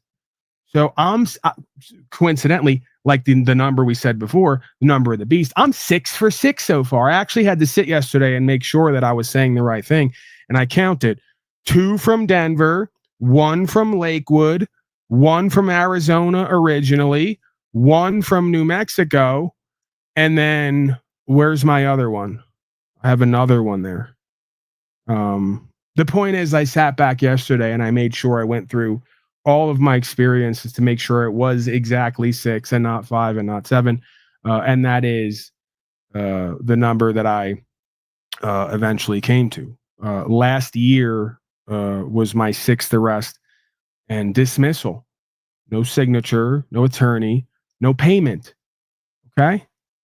So I just contend, and maybe it's just because I want my trip to be everyone else's trip. I'm on an ego trip here. I contend that is one of the most important things that we need to understand and apply, because that's how we're going to get recognized at court, and that's how our rights are going to get recognized at court, right? And we're going to have more empowerment to live free, because they're not going to be able to rein us in, put us in their jurisdiction, and administrate our body and our property and everything that extends off of us, right? So I find it interesting that all of these holes, the same way with the Passio hole, right? Pick a hole, even Larkin Rose. It's like, nah, he went to jail for tax evasion at a certain point because he's another one who can't stand at court or give honorable notice, and then confuses the situations and the subjects and projects onto the situation what he's been taught from his masters while telling everyone to think and feel free. Like, you guys say that, you say you promote that, but then you don't live that, and your results are an exemplification of that. See? And I'm not saying that they can't take me at some point and railroad me and have me thrown in a box. That time may be coming if that's what's meant to be. I just find it interesting that the few things that really matter, that I have decided really matter and am doing and working with others to do, we don't hear hide nor hair about any of that in any of these other circles and holes. And I find that to be very coincidentally interesting. And then when you do bring it up to these people, they go, oh, him and them? Oh, those are the crazy ones over there doing something that never matters and isn't going to work. Your mind and heart controlled. You're disempowered. You're dysfunctional. Because I could contend the same thing about what these people are all doing.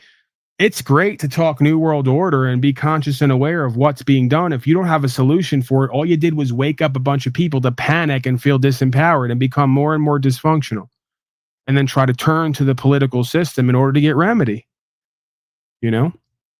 So yes, very coincidentally interesting to me that all of these places all have the same things in common. They don't do what I and others do. That is like one of the most important things that we need to do now more than ever. And when you bring it up to them, they diminish and devalue and try to demean. Okay. So to me, that means we're agent central. Okay. Because you would think these people day one would go, what? Some guy in a trailer who smokes reefer and says motherfucker, who has no team and nobody behind him, no sponsorship, is actually getting results at court, where we hire the best attorneys and lose regularly and get our property and rights taken? Yeah. You would think they'd be like making a beeline to me, or what I do at least. Forget about me. I'm the biggest asshole ever, right? I'm not a likable person like the intro laid out. What I'm doing is like one of the most important things we could all be doing. So I'm always kind of thrown off why so many people will get around to talk so many other things, but will never focus on that. And when you bring it up, they try to demean and devalue it. I think all these people are deceived. I think all of them are dupes. I think all of them are spiritual agents of Shaitan, the spirit of the deception and the deceiver, whether they know it or not. I'm not saying they're all part of a corporation and have secret meetings and take oaths and then follow a playbook. I think it's actually more fascinating, entertaining, and insidious than that. I think they are all part of an agency, and the agency is principalities in high places, and they're all running a script based on what this energy, this spirit, this consciousness doles out to them, and potentially always has this way from the beginning of time. The same way as if you had a Christed being who understood what it took to be free and was getting results with a system and not complying, they would be saying, give us Barabbas at the same time. They'd be giving little to no time, energy, attention to it, not even talking about it. If someone does bring it up, oh, Jesus of Nazareth, that loser, homeless, poor, whatever, doesn't want to vote and pay slave tax and all the rest of it. Oh, yeah, he's marginalized. He's demeaned and devalued. This is the being saying, come out of her, my people. Stop being a bunch of statist, fascist Babylonians. Live free. Be co-creative. Be united with God, right? Surrender in faith after you do the next right thing. Stand for yourselves and each other. You know, so, yeah, I mean, it could be more clear to me. And this is why folks say, never meet your heroes. I've never had heroes or idols. I've had people who I thought that I respected because I hadn't joined the walk. Once you join the walk and go on the walk and see where it takes you and realize most of these people stopped way back there, you stop respecting them, right? That's why the old cliche goes, never meet your heroes, your idols, or people who you think you highly respect, because you're going to realize, believe half of what you see and none of what you hear. You know, so yeah, this is the best of times. This is the worst of times. We're approaching a renaissance period where more and more you're going to see people turn from these false prophets, right? These statist, fascist, code following. You know, they talk a good game, right? We're going to war. We're going to fight the globalists. We're going to be free. We're going to win. And then they show up at court and they're sweating. They barely talk. They look over at their attorney to give them permission when they're going to talk or not. You know, I'm chiefly talking about the Alex Jones trial, another farce, another circus. So yeah, all that's being revealed here, it's not about me. They'll say this is all just a promotion for Pauly Boy. He's better than everybody. No, God is greater than everybody's wants and non-wants. The revelation of walking with God and the truth and how powerful we are with the law is what's important and valuable and powerful. I'm just bringing the word of that. I'm just bringing the experience of that. It's not about me. It's about what you all can do with it and be with it. And what you can't do and be with it if you keep acting and living like these frauds and clowns and cowards. Okay? So, used to be a thing. It was called rights. Used to be a person. It was called an activist. Used to be people didn't cooperate and comply, and that's how they got their rights on record and or were killed or went to a box. Jesus was one of them, by the way. If we read the story, if I understand it correctly. So Charlie Kirk didn't do that. Alex Jones didn't do that. Owen Schroyer's not doing that. Donnie Trump doesn't do that. Okay. Donnie Trump shows up to court too like a good little boy, keeps his head down and does what they say. You know, hires his team of attorneys to talk for him. And interestingly enough, gets 32 felony convictions and never has to deal with any kind of punishment. Okay. And then they'll all with one voice say, give us Donnie. He's the hero of our time. He had 32 cases, 32 charges. It was a racket. They set him up. You know, they want to make Donnie the victim while he's the ultimate dictator, wannabe perpetrator and distraction, right? And those same people will then say Paul Enslaved is a wannabe terrorist, sovereign citizen. Can you believe the nonsense he talks and what he's involved in? Oh, and the only reason they haven't locked his ass up yet or taken his property is because he's just lucky. He's just lucky over and over again, you know, or he's just such a loser lowlife. The courts don't want to really hammer him, right? As if anybody believes this crap, you know. They got excuses for days and days why they're going to go with the lies and the deceptions and ignore the outstanding and profound truth that resides in places where it's not as pretty, it's not as nice, it's not as kind and polite, it's not as false modest either. You know, I don't come here and say, oh, I'm so lowly and oh, everyone's better than me and oh, I don't know my own value and worth, while they fucking giggle at you and mock you.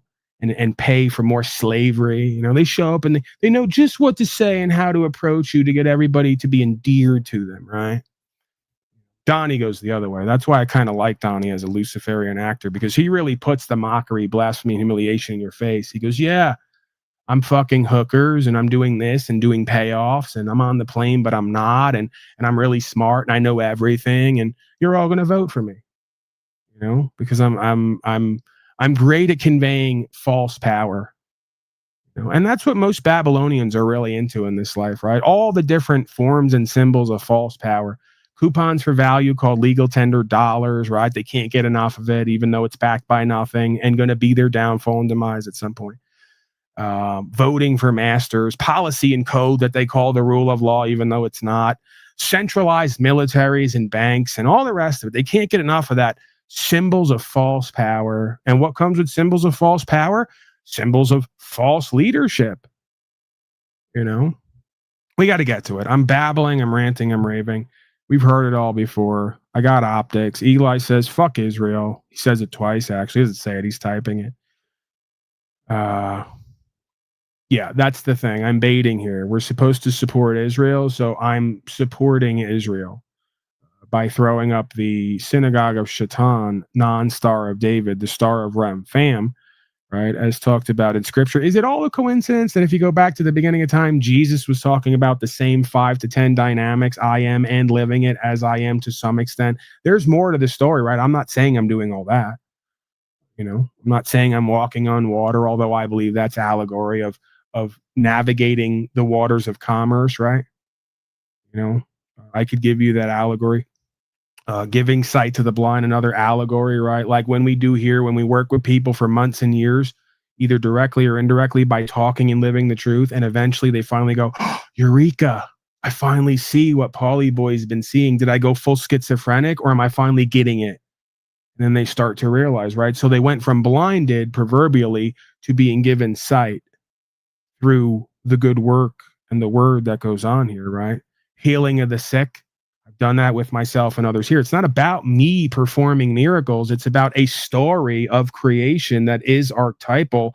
And if we all live in the truth, life, and way, we can come to more alignment with God. We can become more truly valuable and powerful and inspired, right? With the Spirit, the Holy Spirit. And we can do greater things than I, as the Christed being said in scripture, right? Greater things than I you shall do, because we're all brothers and sisters of the Most High God. We're all children of God here, right? And therefore we're all capable of the same practice. And if we're all capable of the same practice, then we can all generate the same results. That would be a kingdom of heaven, right? Rights, freedom, principles, spiritual faith, prosperity, and abundance. That's the kingdom of heaven. What is hell? The absence of all that. Look around.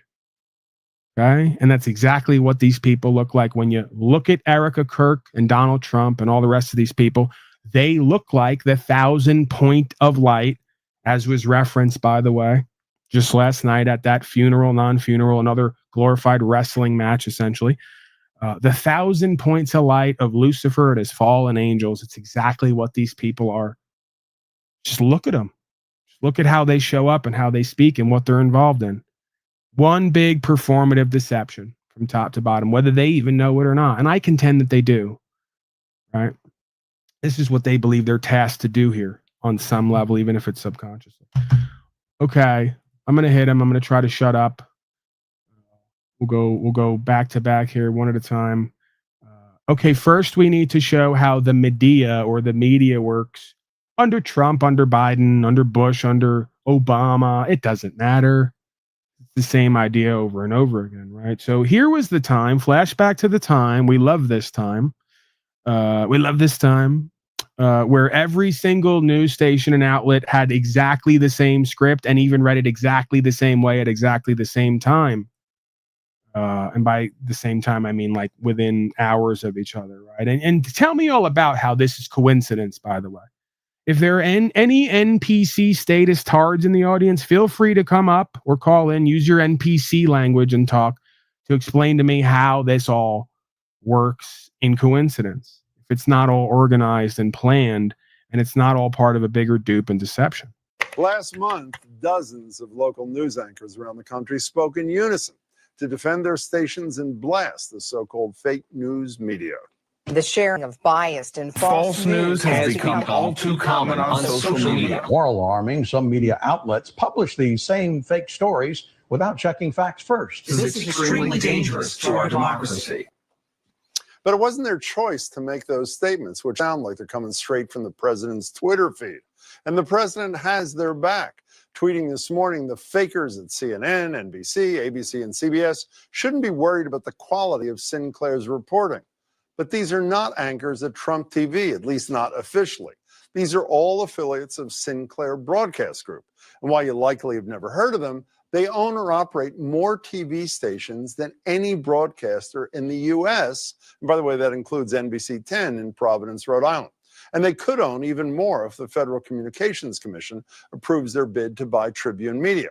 That fake news diatribe was just one of the outlet's many must-read or must-run commentaries and segments, all Trump-friendly and all mandatory for Sinclair stations. John Oliver pointed out one of these segments last summer. This is from Sinclair commentator Mark Hyman. You, the social justice warrior who whines for trigger warnings and safe spaces, not grown up enough to deal with the facts, then hunker down in your room and Snapchat the day away with other social justice warriors. College isn't a babysitting service. It's time to grow up, snowflake. They're essentially angry, unhinged Twitter rants broadcast to millions of people under the guise of local news. Not surprising, considering Trump's son-in-law. All right, I'm going to leave it there. The bottom line was the dozens of news outlets that had the exact same script. This is a danger to our democracy. And of course, it was a republic. If you can keep it, that's long gone. And maybe we're going to have to get back to that, is the point here. I am curious, Paul, about whether they dismissed those 6 cases rather than trying them to conclusion in order to prevent the creation of a precedent. Well, they couldn't prevent the creation of the precedent because I am that am is creating that. And the precedent was already there. There's nothing new under the sun. So someone before me already stopped cooperating and complying somewhere along the way and got results. Carl Lentz is potentially an example of one main person who's been here, who we know of, who we've been inspired by here at times, right? So they don't get to decide our reality or the reality. That's the point. They don't get to create precedent or stop it from being created. That's I am that am's job, right? God working through man. So the precedent was already created. And let's be clear, at least 3 of those cases, I never went back. I showed up for the first initial hearing. I pointed out that there's nobody on the other side and or a couple other things. They wanted to continue on without the proper process and procedure. And I said, listen, I'm in the middle of slavery and genocide here, and I got other things to do, including working a job and just being at peace and like caring for myself. I don't have any interest in showing up at your administrative courts when you don't even have what you need to move forward. You're wasting my time. So for at least 3 of those court cases, I told them I will not be returning here. And they said, well, we may put out a warrant and come get you. And I said, and I may sue the shit out of you. Obviously, I didn't curse, right? But I pretty much explained to them, well, you may do a lot of things, you know. A snowflake may fall in hell. That's great. They can do all the and what if and maybes, you know. So, hey, they may come and get me and do whatever, or they may not. And ultimately, they didn't. They threw those cases out because they knew it's not about the precedent. The precedent's already been set. That's why we're all here. You know, that's why many of us have practiced and got results. Mitchell's another one today, as I understand, got another dismissal. He's insufferable. You know, the kid has personality disorder. I guess that could be said about a lot of us here, including myself, of course. But that aside, his personality and our personal issues aside, he lives in his car essentially, has no formal training, doesn't hire anybody, and is at least like 60 to 80% at this point getting dismissals. So the precedent's already there. Now it just comes the wave of follow through. More and more people saying, I'm done, I'm out, I'm not going to cooperate and comply. I'm at least going to ask questions and I'm at least going to state my claim, you know, or use conditional acceptance, as I like to call it, right? For lack of a better term. But yeah, so their system, their case law, their case record is not the precedent. The precedent is I am that am in the form of man saying I'm done and over and I'm not complying and I'm going to question you and hold you accountable and know you ain't got the goods. That's the precedent. It's already been set. Now you folks will run with it or you won't. And if you don't, you're going to get more slavery and genocide. They're going to take your rights and property because you need them to, for you to stand on this truth and apply yourself, right? It's all one big simulation to get you to go this way or that.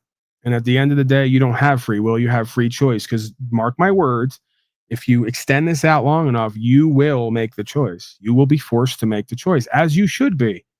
That's the whole point of this simulation. We want to know who and what you are and what you serve. We want to know what you're down for, what you're riding for. We want to know what you're claiming, right? This is universal gang banging for God. We want to know who you are, where you're from, where you're at. What do you claim? Show us, make us feel it. And if you don't, they're going to put the screws to you and get it up out of you one way or the other. We know where you're from, the other side of town, right? And I'm kind of doing a bit, right? The otherworldly. Where do we come from and where are we going back to? And what is this intermediary sort of simulation, test, challenge, practice, co-creation? So to me, it's all right there, right? And this world history simulation is all to just make every individual and collective go on record over and over again as who and what they are and what they serve. So the precedent's already been set. Some clown in a black robe or group of clowns in a black robe doesn't get to decide that. God already has. And since that precedent has been set, we have a whole new state of consciousness and awareness and system of empowerment to draw on, to be inspired, to create a new outcome for ourselves and each other, as it should be. So, yeah. And for the other three, I'm trying to think. One of them, I asked the cop, does he want my birth registration date? He kept saying yes, so I gave it to him. He misspelled my name. Wrote down my birth registration date when I went to go check in on the proceedings, which I also didn't go to because I didn't feel the need to. Because in my opinion, they weren't looking for the man in that case, right? I didn't lie to an officer. I didn't provide false information. I asked him if that's what he wanted. He said yes, and that's what I gave him. So my understanding is they threw that case out as well without me ever even presenting once. So 3 of them I presented once, didn't come back. They tossed them all because they knew if they went and arrested me and dragged me back, they're going to spend a ton of money to send the silver bus for me with the bracelets to come back. And then they're going to have to litigate. And they know I have a silver and gold tongue. And they know that I have a hell of a right hand when it comes to that pen. You know, I'm a hell of a ghostwriter, as they say in the hip hop world. So why would they? This isn't about ego and bravado. This is just about what is. Why would any administrator of any court choose to go head to head with me, knowing they know what I know and I'm willing to stand on it and can phrase it in a way that moves the court, either emotionally, spiritually, or technically, physically? They'd be foolish to do that when they have 95 to 98% of you other cowardly citizen slaves who are going to cop to anything they put in front of you just to go home today.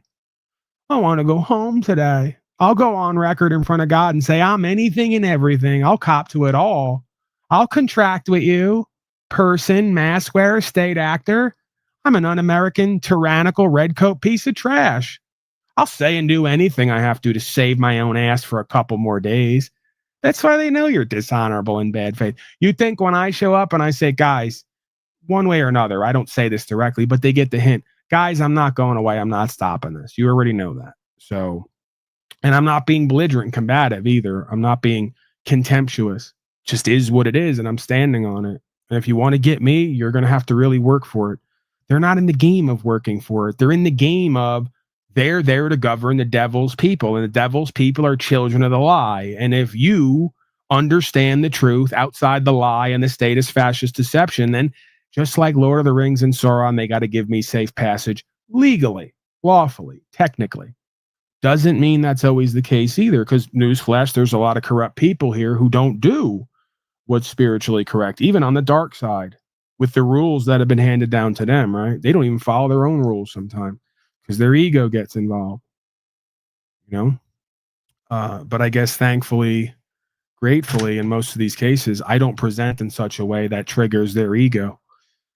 You know, I put what I need to put on paper and I surrender the rest. And if anything, I call them back to that claim, you know, or lack thereof on their side. And then I surrender the rest. It's going to be what it's going to be. So I think it just all boils down to what the facts show and how much they respect you, what you're doing, and how much on some level, subconsciously or consciously, they know they need what you're doing.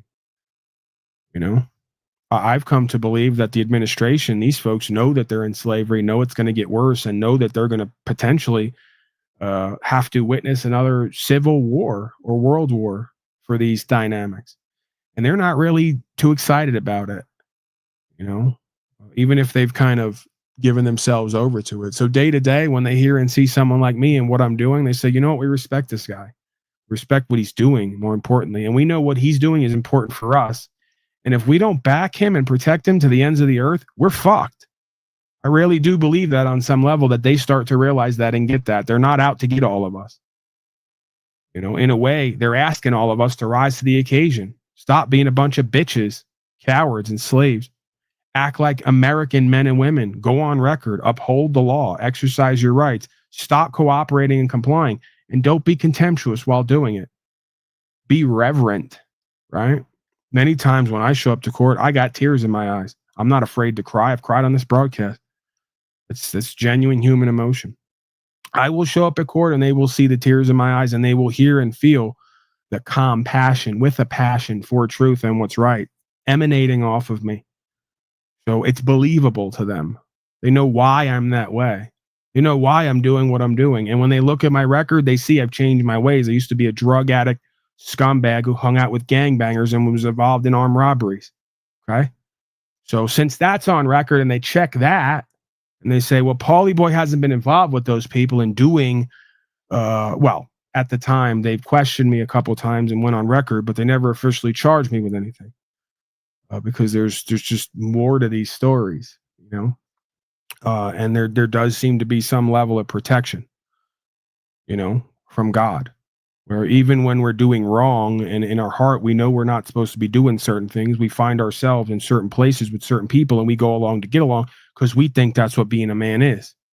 And God all the time in the background is saying, no, this isn't what's formed for you. This is not fit for you. This is not what you're supposed to be doing. But we continue up until a certain point. When we change our ways and we get the spiritual revelation and transformation, these people take notice. I believe that. I want to believe that. Maybe I've concocted a whole coping feel-good story in my head for why this stuff works and for why when it happens next time, I don't have to worry.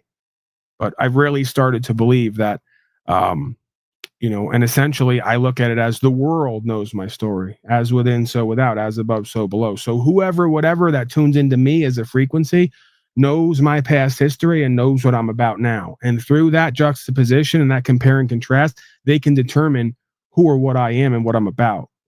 And I'm not here to do loss, injury, and harm. I'm not here to do evil or wrong. You know, I've turned from my wicked ways. I've repented and I've reformed. And I'm here to, as much as possible, be a part of making positive change if I can for myself and others. If not, I'm here to live the rest of my life as peacefully and prosperous as God wills for me. So I think when you show up with that energy and that perspective and that understanding and you communicate it in certain ways, it's felt, it's known, right? And then somebody would really have to be the lowest of the low, and I'm not putting it past them, but they'd have to be the lowest of the low to try to hammer somebody like that who's come so far from the other side into what potentially could be argued is needed for all of us, you know, as a practice, right? Not as a state of attainment. So I encourage others to reflect on who and what you are, what you've been a part of, what walk you've taken, how you've fallen short, how you've involved yourself in loss, injury, and harm, or just corruption in some form or fashion.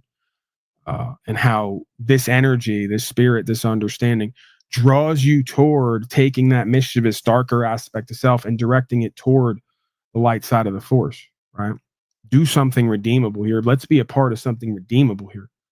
You know, you want to be part of gang activity or collectivism, be part of the unifying truth, life, and way, universal law, right? It's a hell of a team or a gang to be a part of. And of course, I'm just kind of tongue in cheek, right? There is no official organization. That's what makes it the most virtuous, valuable, empowered collective or gang on this planet, is that there is no leader. There is no formality or formal grouping, right?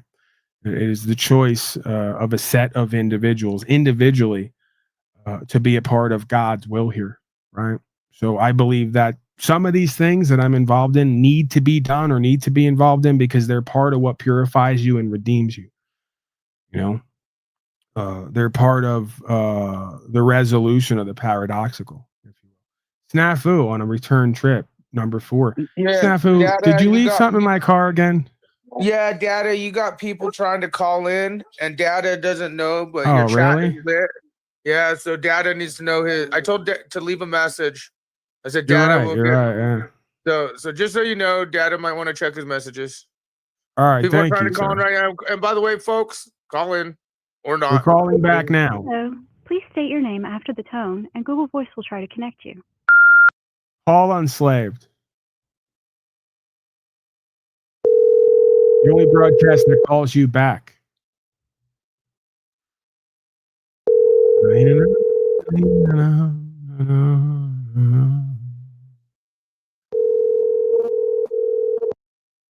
Come on, I know you're there. I know you're there, whoever you are.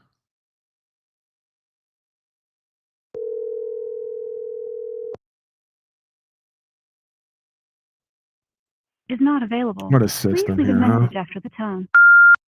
Hi, it's Paul Unslaved. I'm calling about your car's extended warranty. Give me a call back, 602-730-0122. Ciao. Son of a bitch. That'll learn you. Most people don't know this, but I get part-time percentage commission payment on every extended warranty that I get people to further extend. That's the thing about extended warranty, is we only make money if you keep extending. You know, but we never make good on the warranty, right? That's the another paradox we have to resolve. We love when you nobody knows more about warranties than I do. We know that. These people know that. But we never make good on it. Pay us for the damn extended warranty, but we're not showing up for it, okay? Whatever. Deal with it. Go to the dealer. Figure it out. 602-730-0122. Okay, Jeep Girl typing in the chat there. Let me look over my chat creatures. Let's get some engagement going here if necessary. I'm not seeing too much to speak of. Already coming up on the second hour, man. Join me on Telegram. Why not? HTTPS. I don't know why we still need that. I thought nobody needed that anymore, but we're still doing http://t.me/it's Paul Unslaved. Stop by and you're going to be a part of not only your car's extended warranty being extended, even though they won't make good on it, various crypto scams, various hooker-related propaganda, so to speak, various forms of like ads. You know, this is what they do in my Telegram for the most part. There's some rights, freedom, principles, spiritual faith, co-creation, community stuff going on. Very rarely. Most of it is, do you want to meet and fuck? Which the answer for most people on the internet is probably yes. So stop by, check that out. You may be one of the people who that's geared toward, right? I always look at it and I go, kinda. And then I go, but not with you, not this way, right? I'm very complicated, man. So they go, want to meet and fuck? I go, kinda. And they go, okay, message me. And it's like $40 an hour, whatever it is. And I'm like, you know, it's a slippery slope. It's easy to get into that. It's hard to get out, I'm guessing. You know, it's like drugs, many other things. It's probably addictive, probably somewhat corrupting to one's soul. Probably a lot easier to get into than it is to get out.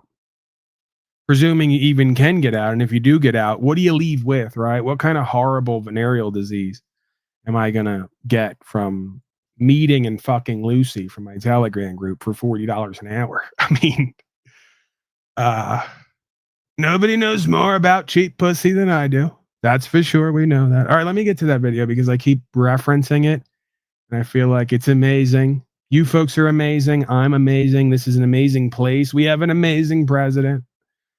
And nobody knows more about pretty much everything than Donald Trump. Do stuff better than this. Nobody knows more about taxes than I do, and income than I do. Nobody knows more about construction than I do. Nobody knows more about campaign finance than I do. I know more about drones than anybody. Nobody knows much more about technology, this type of technology, certainly, than I do. Nobody knows more about technology than me. Nobody in the history of this country has ever known so much about infrastructure as Donald Trump. I know the H-1B, I know the H-2B. Nobody knows it better than me. I know more about ISIS than the general people. I understand things. I comprehend very well. Okay? Better than I did almost anybody. And by the way, who knew the other side of the picture better than me? I knew it. Nobody knows more about environmental impact statements than me. I understand the power of Facebook. Maybe better than almost anybody. I know more about renewables than any human being on Earth. Nobody knows more about polls than me. I know more about courts than any human being on Earth. I know more about steelworkers than anybody that's ever run for office. I know. Why is anyone watching or listening to me when it comes to courts when Donnie not only knows more about Facebook than anybody, but knows more about courts than any other human being alive? All right, we got a call here, 502. Are you there? I couldn't hear you over the clip. Hello, yes. Can you hear me okay? Yeah, who's that, Sophia? Okay. Sophia, yeah. How are you, Sophia? I'm all right. I appreciate what you've said so far today, and I really liked your new introduction. That was really good. I'm a little nervous because this is similar to what. Don't be nervous. I have at least $40 for the hour. If you, Okay. yeah, Okay. I'm good for at least $40 for the hour if you're into that. So you got me rattled now. So you told a story the other day where one of your friends needed a motor for his vehicle, and he helped the guy and towed him and ended up getting the exact motor that he needed. Do you remember telling that? Yeah, I got a bunch of those actually. I know, I do too. It's amazing. But the one that's happened most recently is today, and I would really love to tell you all about it. Praise the Lord. Go ahead and share your experience. It's really cool because over the past few years, my cousin and I have been the ones to try to help the elders in our family. And it's been very difficult. And we reached a point the other day where we were like, we've got to have more help. Well, the person that we're trying to help now is very resistant to anyone who's not a family member being around. And tonight, lo and behold, before we could talk to her about it, she came out and said, you know, it would really be nice if someone could be here every day, which is what she needs. So she has given us the go-ahead to get some real help for her because and it was like we thought she would be so resistant because she's from that generation where she's 10 foot tall and bulletproof no matter what. And we didn't even have to approach her. She approached us. And I feel like that is God showing up. And I just think it's really cool. And I have a lot of stories like that. That just happens to be the most recent one. And that's why I'm nervous. I wasn't nervous to talk to you. I'm just kind of shaken because it's a personal story. And I just think it's really cool. And I wanted to share it with you because I could relate it to what you said the other day. And it's things that happen all the time like that just connect it all together, that has nothing to do with religion. It has to do with the way the universe works and the way that God does show up. And thank you for letting me share it. I appreciate it. Sure thing, Sophia. I got an Aaron James here. For gratitude, brother. By the way, Lex Anima. What does it say now? By the way, Lex Anima is pretty cool. So I'm guessing that's him in chat.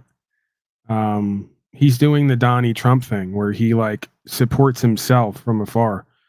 Like that guy, like Donnie. I picture Donnie creates all these alts and goes into chats and goes, "Nobody knows more than about everything in life than Donald Trump. I'm not him. I'm just someone else." And he's doing that. He's like, "No one's cooler than Lex Anima. Totally not him. Someone talking about him." So thank you, Aaron James, for your contribution and support. Because that guy who just left, wherever he is in chat, he just spoke or he just wrote, "Paul, you're a loser. You need to get a job." So oddly enough, when I come here, usually value comes through on some level.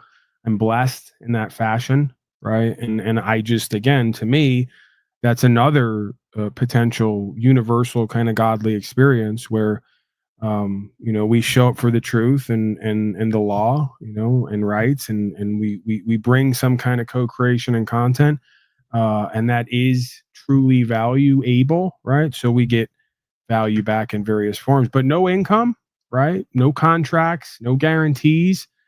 That's what the spirit of the Lord, Sophia and those down south would say. Just different ways of describing the similar or same idea, right? So spirit of the Lord is if we show up for ourselves and each other and attempt to do what's true and what's right, or just serve, that some way, somehow God helps those who helps themselves and others, right? Or at least serves in that way, right? So this is a form of service here.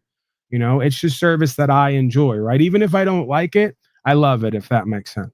It's what I'm formed to do on some level. I do believe that. I've come to accept that, right? That there's just certain things in life that you're formed to do, and you kind of know it when you're there. And as you continue to do it, it just becomes clear to you and others, right? Like, where else would I be? What else would I be doing? And who else would I be doing it with? Yeah. So, Yeah. what else you got for me, Sophia? Questions, comments, concerns, testimony? That's all. I appreciate what you say and the things that you stand on, and I don't understand why people can't look beyond the other stuff that's just kind of out there for filler or whatever. If they would just focus on what your real message is of how important freedom is, the right kind of freedom, not freedom under governments and slave masters, but the right kind of freedom, the way that God made it. That is why I keep coming back and listening to you, because you stand on that no matter what. And if everyone could wake up to that, things could change. Things could change. But Well, most they already people are, Sophia. Let's be clear. I get it. It may not be on the mainstream level completely, but even that, we're seeing glimmers and shades of that, right? Piercing through the veil at times. Talk of states saying we no longer need a license. South Carolina did it. We got Florida saying we're banning chemtrails. We got another state just recently says no more vaxes, mumps, rubella, measles, all the rest of it. That's It's causing awesome. the change is already happening, right? We're already making a change and having an effect.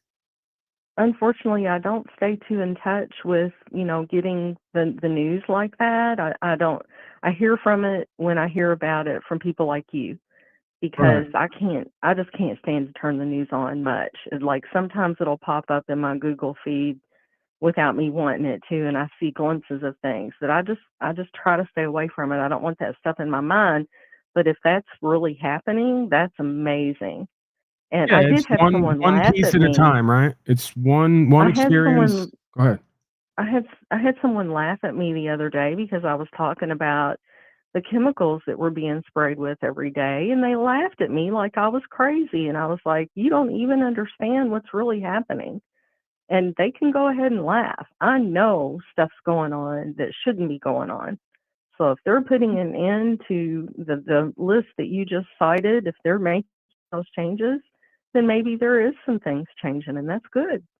Yeah, we That's, good. The Tao will reveal hope is as hollow as fear, and with faith we don't need hope because all we have to do is do the next right thing, and uphold God's law and express that, and whatever's meant to be is going to be. And we're already seeing that just a few of us standing on what's true and what's right and communicating that and living that is moving mountains, right? That's what the story was all about. Faith the size of a mustard seed will move mountains, especially when it's combined with our works. And you express it beautifully, and it took me a while to get it, as you guys used to say. But once I got it, you can't unget it once you get it. So thank you very much. Well, thank you for that. This, from my perspective, either I'm deceived and Lucifer's working through me to turn everybody away from true religion of Jesus and whatever else. That might be, trust me, it's occurred to me. Because I've had people push this narrative and they didn't have to, because I'm a pretty self-aware person and I question myself and who or what is inside of me and what's working through me, right? But I've been forced to do a lot of questioning myself. I will admit that to you. I've been forced to start asking myself a lot of hard questions that I wasn't ready to face yet, based on things I've learned from you guys. Think people will say things in the chat. You'll say things. It's very difficult to ask yourself questions about certain things that you thought you had wrapped up. Because maybe I don't. Maybe I have a lot more to learn, and I'm willing to admit it and try to seek to go forward and actually learn it and put it into practice. Yeah, what I find is my hope and my goal. What I find is that our learning, and again, another Taoist sort of principle, our learning is unlearning, right? The way we get to a pure state of consciousness and awareness where we're in alignment with the creative force is by taking away all the things that are in between. And I believe the quote unquote dark masons and the secret societies and all of these folks, their game or their sort of power play is by creating the next thing they're going to put in between you and God and what God has meant for you to create, right? That's their whole game. Yeah. So whether it's Jesus as a middleman, whether it's Jesus as a middleman, Charlie Kirk, Donnie Trump, it's all the same gambit. We're going to give you a hero and an idol to worship. We're going to put somebody as the middleman intercessor between you and the creational force, when literally the only way these people are valuable, just like me, it's the same metric, is if we come here to reveal the good news. And the good news is that God lives within all of us. We all have a direct connection to that. It can work in all of our lives if we would just use what God gave us, our conscience, become conscionable again and care about what's right from wrong. So again, that understanding that I'm living and giving out here is what I believe to be the true value and power. And it takes a whole bunch of value and power and money away from these people and their systems. Right. And then it then forces the individual and the collective to make a difference in their own life and in the world. Right. And that drives these people crazy. Right. Because their whole idea was sit back, let Jesus and Charlie and Donnie and all the other middlemen do it for you. Don't take an interest in yourself and your life and your community in this world. Just sit back and wait for the prophecy to unfold. And one of these days, it's going to come back and save you. It may. I'm not denying even that prophecy itself, that the Spirit of God is moving on such a level that's incomprehensible. It's going to turn everybody from their ways, including these Satanists, right? But I just don't believe from now till then, and while that's happening, that we're supposed to go along to get along with this.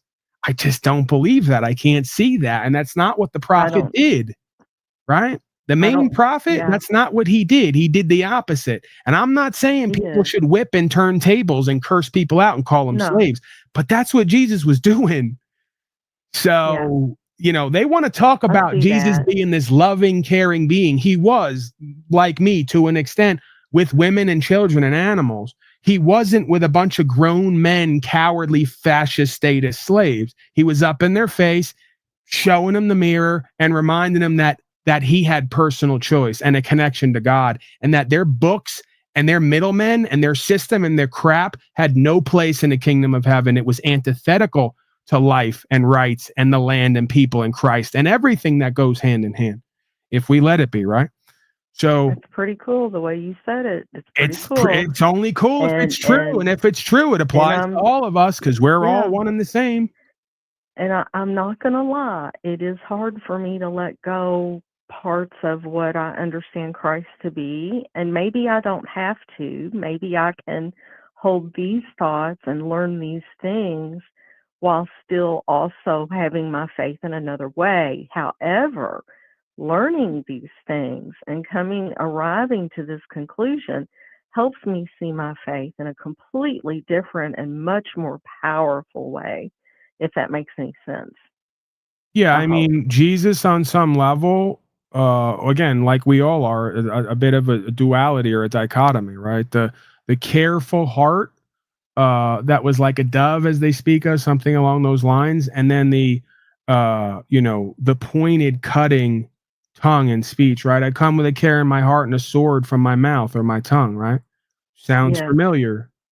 I see that one and the same with myself, and it's not me trying to be that. It's just me at my core as a default experience. Who or what I am that am is. And I see it one and the same with the creature or the being that they call, when I say creature, the root word is creature. So it's part of the creation, right? But the being known as the Christed being in scripture was not a go along to get along, cucked out, sheepish slave. He was a resolutionary, right? A revolutionary or a resolutionary. He came to bring the idea of how to change this and get it done. He was definitely not a sissy, that's for sure. Right, and it wasn't about being tough or any of that or proving anything or being in pride or competition. It was about what's right is right. And if I abandon that, then there's no more place for me here in this world, right? Yeah. So I'm I think probably that's still going to have a little bit of that little, my Southern girl raisins probably always going to be in my heart. But I am looking at things a little bit different, and I'm seeing a bigger picture. And I appreciate you for that. And people can laugh if they want to. I don't care. I know you have people, talking about you all the time and completely missing what you're really about. And I feel sorry for them because it's a bigger picture going on, like what you're saying. Yeah, I mean, that's on them. At the end of the day, we're all up out of here at some point, and I get the opportunity to say this is what I've done and this is what I've been a part of and even gotten results with while I'm here. They don't get that opportunity. So if they like it, I love it, right? This, again, it ain't a competition, and I'm not going to talk down on anybody. If they want to talk about me and what I'm doing, feel free, right? It's just indirect promotion. I know you don't. You don't let it bother you. I know you don't let it bother you. And I know there's people out there that don't understand why I resonate and gravitate towards being in your chat and wanting to listen to you. And that's okay too. I don't care what they think. Just like, I might be in a person's chat that maybe you don't particularly care for. Your opinion of that is your opinion. Like, it doesn't matter to me. I'm going to go where I'm going to go and do what I want to do. I'm not worried about what somebody else's opinion is of me. I can't do that anymore. Life is too short to worry about that. So, right. All right, Sophie, I'm going to let you go. I want to get back to some clips. Thank you much. Thank you. Bye. You have a good night.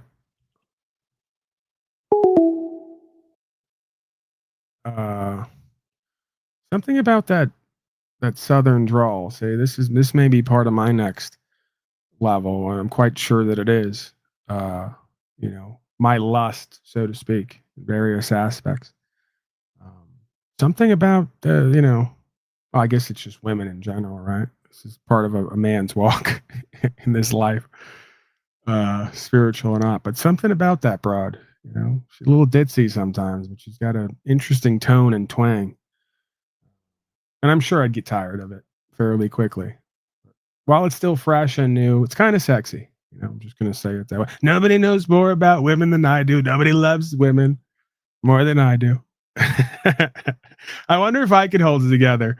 If Sophia had somebody who just got killed but had a steel neck, and we were all supposed to be upset about that, and then she came on stage with the pyrotechnics and the fire going, and came up close to me, if I would do a Donnie and forget where I was and what I was supposed to be doing, and started well, let's go to that one. Let's go to Donnie to transition here to segue. Let's go to Donnie when he grabs Erica, because he's very fatherly, much like me. Very fatherly, very loving, very pure. Donnie is very godly man, right? See, we can pursue, it would seem, we can pursue godliness, right, or even have a connection with God, and I haven't quite come to a conclusion yet either on what the functionality is on this walk with this idea or this experience of God, and how sexuality or attraction kind of fits into that, right? Sort of, it's sort of another sort of paradoxical dynamic, right? It's like who or what we're created to be.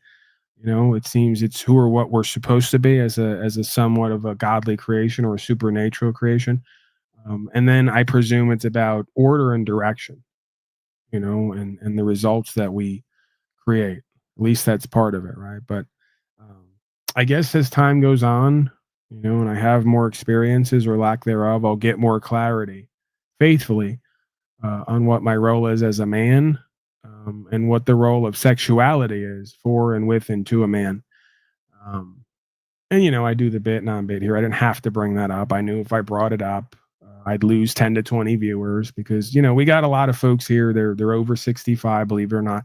Most of my audience, about 30%, it's the highest percentage of folks over 65 here. And I think a lot of these folks not really into, they're into when Donnie, is at the Bunny Ranch with whores and Stormy Daniels and doing payoffs. They love him. They'll vote for him. When I do it, it's kind of cringe. And they're like, Paulie boy, what are you doing? You just gave a whole non-sermon about rights, freedom, principles, spiritual faith, God, co-creation. And now you want to hit on goofy Sophia, and she doesn't need that, quite frankly, in her life. The woman's been through enough. Imagine having to put her through the pain, the torture, having to see me naked, in full coitus thrust. You think I'd have a heart for this woman and these people? You think I'd fucking give it up and let it go? But again, nobody loves women more than me. Okay, Donnie with Erica Kirk forgets where he is, does the whole I'm humping her, then realizes, then abandons it all in one moment. I don't know if you're going to catch it here, and again, this is just my synopsis. Maybe I'm projecting. Maybe Donnie is very pure.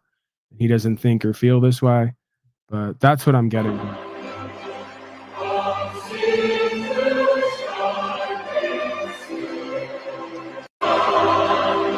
No, that's her. Sorry. No, that's her. That's her. What seems to be completely put on fake crying and then throwing the supposed I love you hand sign. That's not the right clip. I got the clip here. Oh, we have it. Senator, we have it. There we go. Could I ask Erica, please come out? Erica, please come out. Thank you. Hot girl, this Erica. Nobody loves her more than me.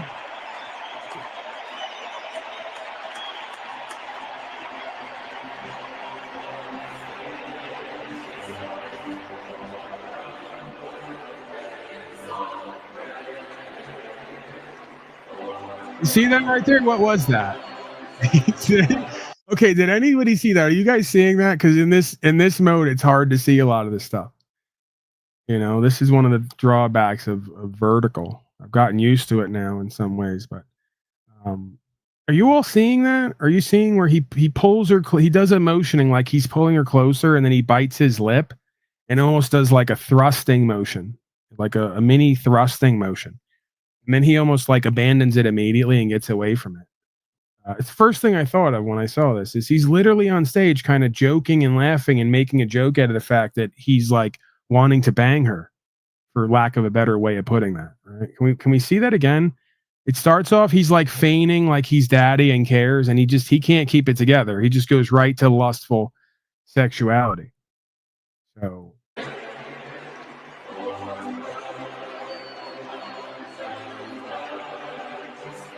did I miss it? I think I missed it all. Let me run it back.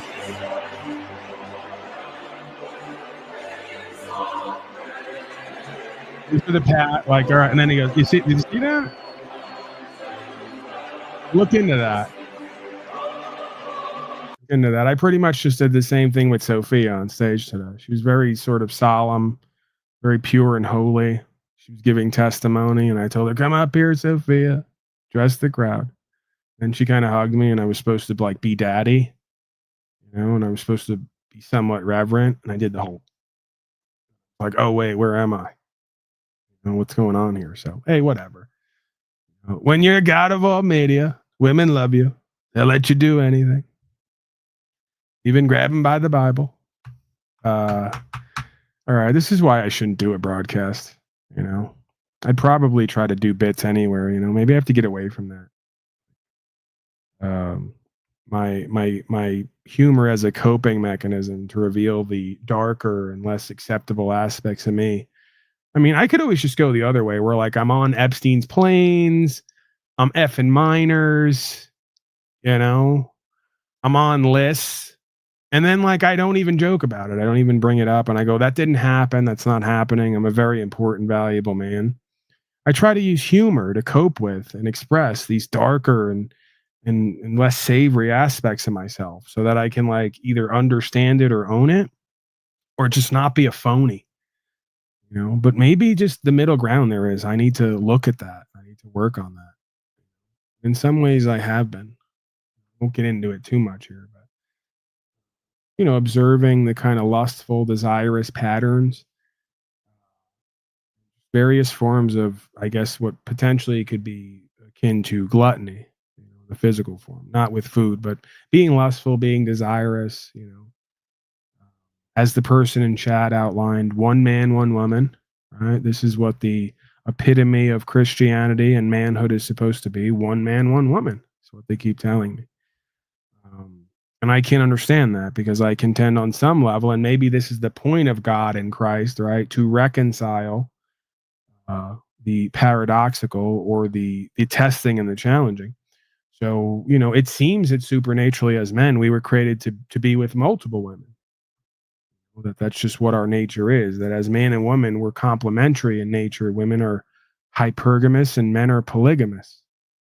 We feel more ourselves when there's more than one that we align with, a part of the situation. They feel more themselves when there's one there who is the most important to them, represents something archetypally, right? Safety, trust, honorability, and good faith. I don't know that sexuality, and more importantly, co-creating with multiple beings on a sexual level, as an expression of our, I guess, oneness in a way, because that's kind of what you could see sexuality is like almost like a drug experience, where we dissolve boundaries, and then we engage in this complementary communication of seeing each other as something beyond the day to day, right? I'm not languaging that out as best as I could, but it could be said, I could make the argument that a lot of these things that we find challenging and testing and off-putting are actually somewhat rewarding and fulfilling, because they break down cultural, societal boundaries and introduce us to who we are at our core, and then sort of resonate with the reflection of that. And of course, it seems to be a complementary reflection, opposite in a way. All right, I'm philosophizing in my own way and mulling over certain aspects of self that I've been somewhat guilty about or tested and challenged by, and I always wonder, is this something that is supposed to be a test and challenge and be a source of guilt, or is this something that should just be integrated and accepted, that men are created to be a certain way, women have a complementary way of beingness, and if we can practice together, we can reconcile that. And I'm sure even within that dynamic, there's still the idea of being lustful and desirous, So I guess this goes back to kind of the joke, I guess I could put forth, I'm done with my lustful and desirous ways. I'm looking for two good women to settle down with. Okay. That's where I'm at now. I finally matured. As if I have so many options, right? Okay. Let's refocus somewhat. Okay. I don't know why you folks put up with any of this. Nah, keep sex within marriage. Again, what is marriage? You'll then tell me in your holy, godly way that marriage is when you come before some guy in a costume and he decides what the universe has already decided to be true is true for him and the state. So what is marriage if it's not the universe bringing people into each other's reality over certain connections and being a part of facilitating or generating an experience together, one aspect of which would be sexuality. So again, this presumption that marriage is like this corporatized endeavor of the state rather than a universal one. And again, this presumption that marriage is strictly confined to a one-on-one interaction, right? That's really not how communal experience goes. That's really not how community is experienced. So I'm not so sure, while culturally and societally acceptable, I'm not so sure that that's how we're actually created to be or express. But I mean, hey, maybe it's not an objective thing. Maybe it is subjective, right? Different strokes for different folks, as they say. At risk of creating a tongue-in-cheek sort of entendre there. Different strokes for different folks. So yeah, I don't necessarily view marriage as anything other than connections that the universe makes before we ever really realize what's happening. The rest is tradition and formality. I think the universe has made marriages here, in a sense, connections with myself and others through even the screen that are centered on some vision or way of living and being, some unifying experience or force, right? That is the marriage. Everything else is formality and tradition. So if that is marriage universally, then where is the line begin and end on who's who and what's what, and who should be with who and for what reasons, So again, if we look at how we're created to be, typically it would seem that this is not just me, this is everyone. Whether we accept that or not, like know ourselves and accept ourselves and live from that space, is a whole other kettle of fish, as they used to say. But women being hypergamous, a group of them are going to want one, and men being polygamous, that man is going to want multiples, or be programmed, more importantly, to express in a way where co-creating with multiples is more in line with what's supernatural, just very natural for the man. Right? For the woman, it's going to be more of the hypergamous monogamy versus the what would it be? Polygamist polyamory. And it would make sense that God, with its sense of humor, would create us to be an opposite on pretty much every level, right? That's not the only level we see that. Men typically more logical, women typically more emotional.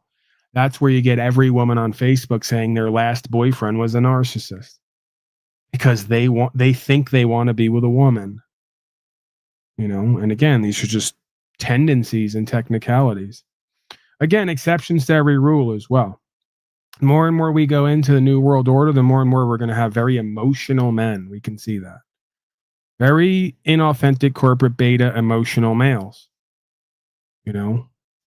versus a man of old who's pretty much, I would think, more centered in the conscious and aware space to look out and see the lay of the land, to understand what needed to happen next and do it without all the stuff in here getting in the way, right? So potentially a setup for us to be what we're meant to be, also potentially maybe a test and a challenge to integrate some of those more feminine aspects of self and create more of a holistic beingness. I leave that open as well, and I practice with that idea sometimes. I haven't made a determination either way at this time. Seems to be a bit of this and that. So, yeah, with the sexuality aspect, I think there's a lot there, a lot of moving parts. And I think even with a multiples idea, you still have desire and lust to contend with and potentially rein in and direct. If not, then even if you are in a non-monogamous interaction, those aspects of self will be your undoing, right? Regardless of what the playing field is or the equation is. We would still have to look at that.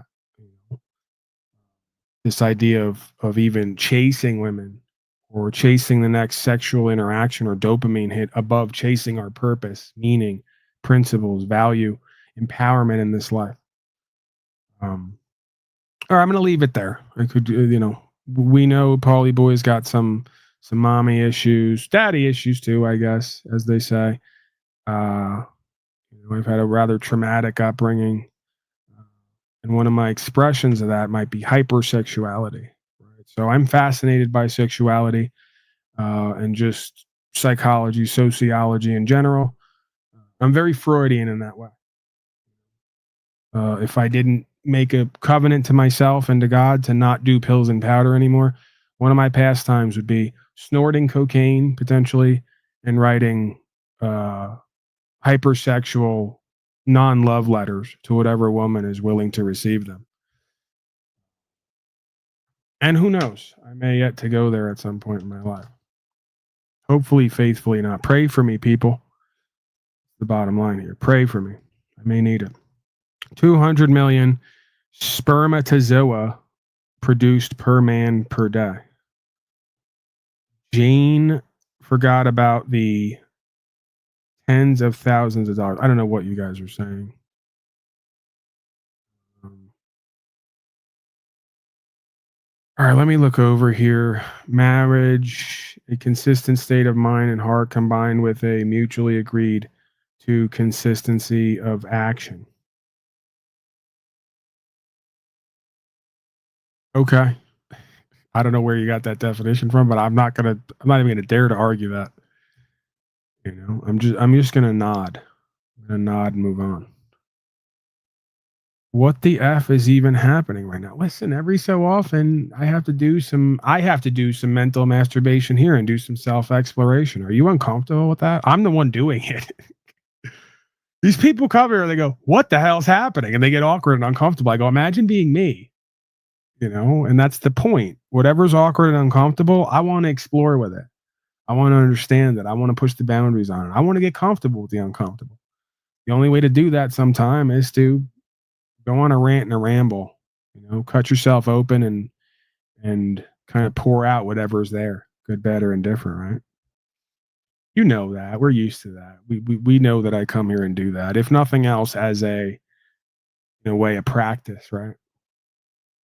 I'd rather cut myself open time after time and kind of leak out whatever's there and have you all point at it and judge it and just get comfortable with that process. Then the opposing process, deny what's inside of me and what I'm experiencing so I can be accepted and or adored by you folks and keep some kind of, power base, right? I'm not into that. If I was into that, I'd be way more successful, I'd be like Turning Point guy USA.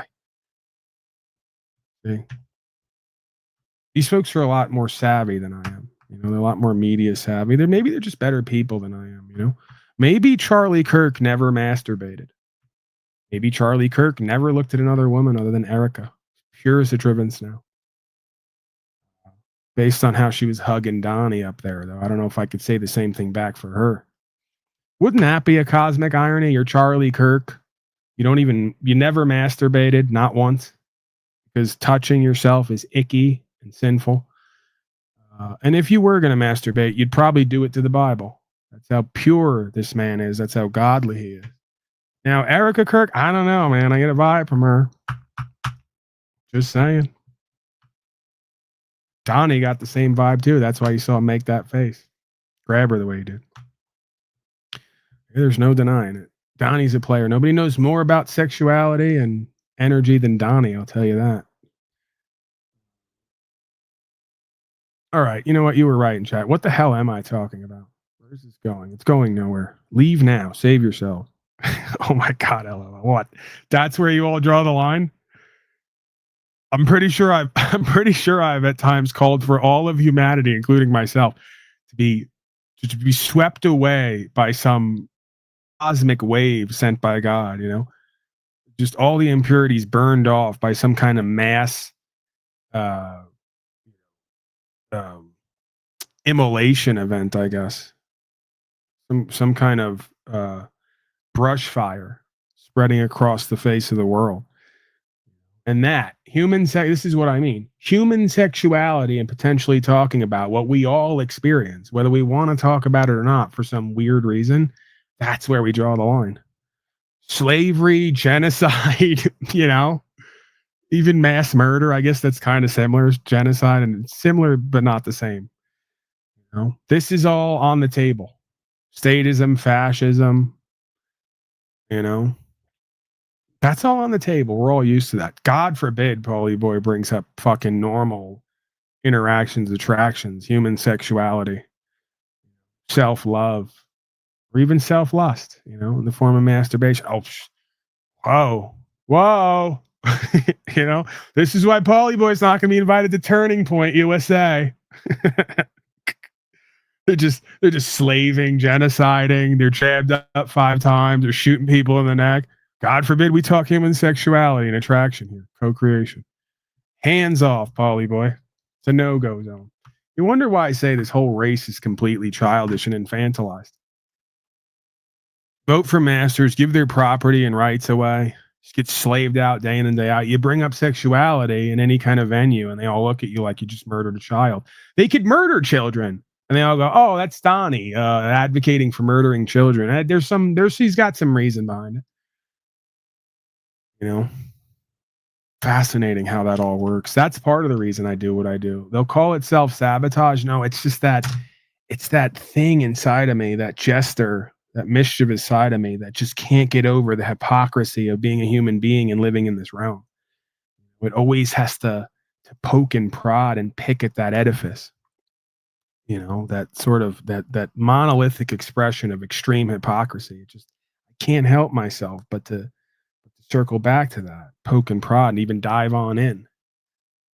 I just love when people expose themselves, really all it is. I also love the feedback, you know, when people push back on me and they test and challenge me, or they project onto me, or just point out, you know, and make a good point on what I'm saying or what I'm a part of. You know, I may need that sometime. I need the guy in chat to remind me, Paulie Boy marriage is one man, one woman. And you go back in history and it's never once been that way. For men, at least. You're giving me the rap of what a society run by women says that it is and should be. One man, one woman, Paulie Boy. But you go back to the beginning of time, to your scriptural books and how men were living and what they're created to be. And that's not their nature. It's not who they are. Arguably, we've had a lot of nice, kind, polite, white collar, successful white people on this broadcast. White people that are white people. Okay. They've been on this broadcast, and they will all, whether their woman likes it or not, have to raise their hand when I ask them, is your nature to be monogamous or non-monogamous rather? We did it one day here on the panel. I brought up 10 males, very white males, very successful males in their own right. Very nice, kind, polite, civilized people, not like me. These were not white N-words. And they all had to concede that it's not their nature to be monogamous. So then the next question, see, this is why I love it, because the next question then is, what is, and I don't need to like have the answer. I'm legitimately asking, what is the function inside of you that compels you to practice monogamy? Is it your guilt, right? Is it the fear? You know, of either you being something evil or you upsetting your woman's feelings, Is it society and culture? You know, and that ties in with your religious practice, right? What is it? Because seemingly there's a lot to unpack there. And there might be some linchpin connection when it comes to like power and value, or like acceptance or co-creation within the boundaries of truth. There might be something big there. I contend that potentially there is. And again, maybe I'm projecting, it's my obsession with sexuality, but I really do believe one of the biggest linchpins of us living more free and being more truly caring is us owning and embodying who and what we're created to be. And I don't think in most scenarios that we can even address that, let alone resolve that paradox. Most men go the other way with it. They ignore the subject. They try to deny it and avoid it. They wall up an aspect of themselves, or they compartmentalize it. They express it sometimes, some places in a controlled, safe environment, and they deny it in public or in front of their women. and their children, right? So to me, if we're going to get Freudian or Jungian, there's an aspect of self that is not whole there or holistic because it denies an aspect of its own beingness in order to go along, to get along for some reason. Society, culture, the feelings of the person who's your main or your one and only partner, right? This is not genuine. This is not authentic. This is not how you get an empowered, inspired, co-creative race of men. I argue that this could potentially be a linchpin, one of the main linchpins for why you have such an effeminate, disempowered, disingenuous, right, fake, essentially two-faced aspect of humanity and creation, specifically on the male side, right? Because they've been told they can't own who and what they are and how they've been created to be, and if they do, they're going to catch hell to pay, and they're going to get a judgment. Right. And seemingly they can't language this out and explain what it all really is, and if that's the way we are, why did God create us to be that way? What is the cruel joke there? Right. And I don't see a cruel joke. I see a sense of humor in a sense, right? You can look at it that way. It doesn't even have to be that. I see a complementarily dualistic, reflective, holographic, universal dynamic. And the point of that is to go deeper into it, to question it, to try to understand it, to experience with it. Right. And then refocus if necessary. It's a genuine walk with self, to know self and to be what self is meant to be. We don't do that. And guess what? Sexuality is not at all where it begins or ends. It's just one of the more hot button taboo issues. Right. We do this everywhere in life.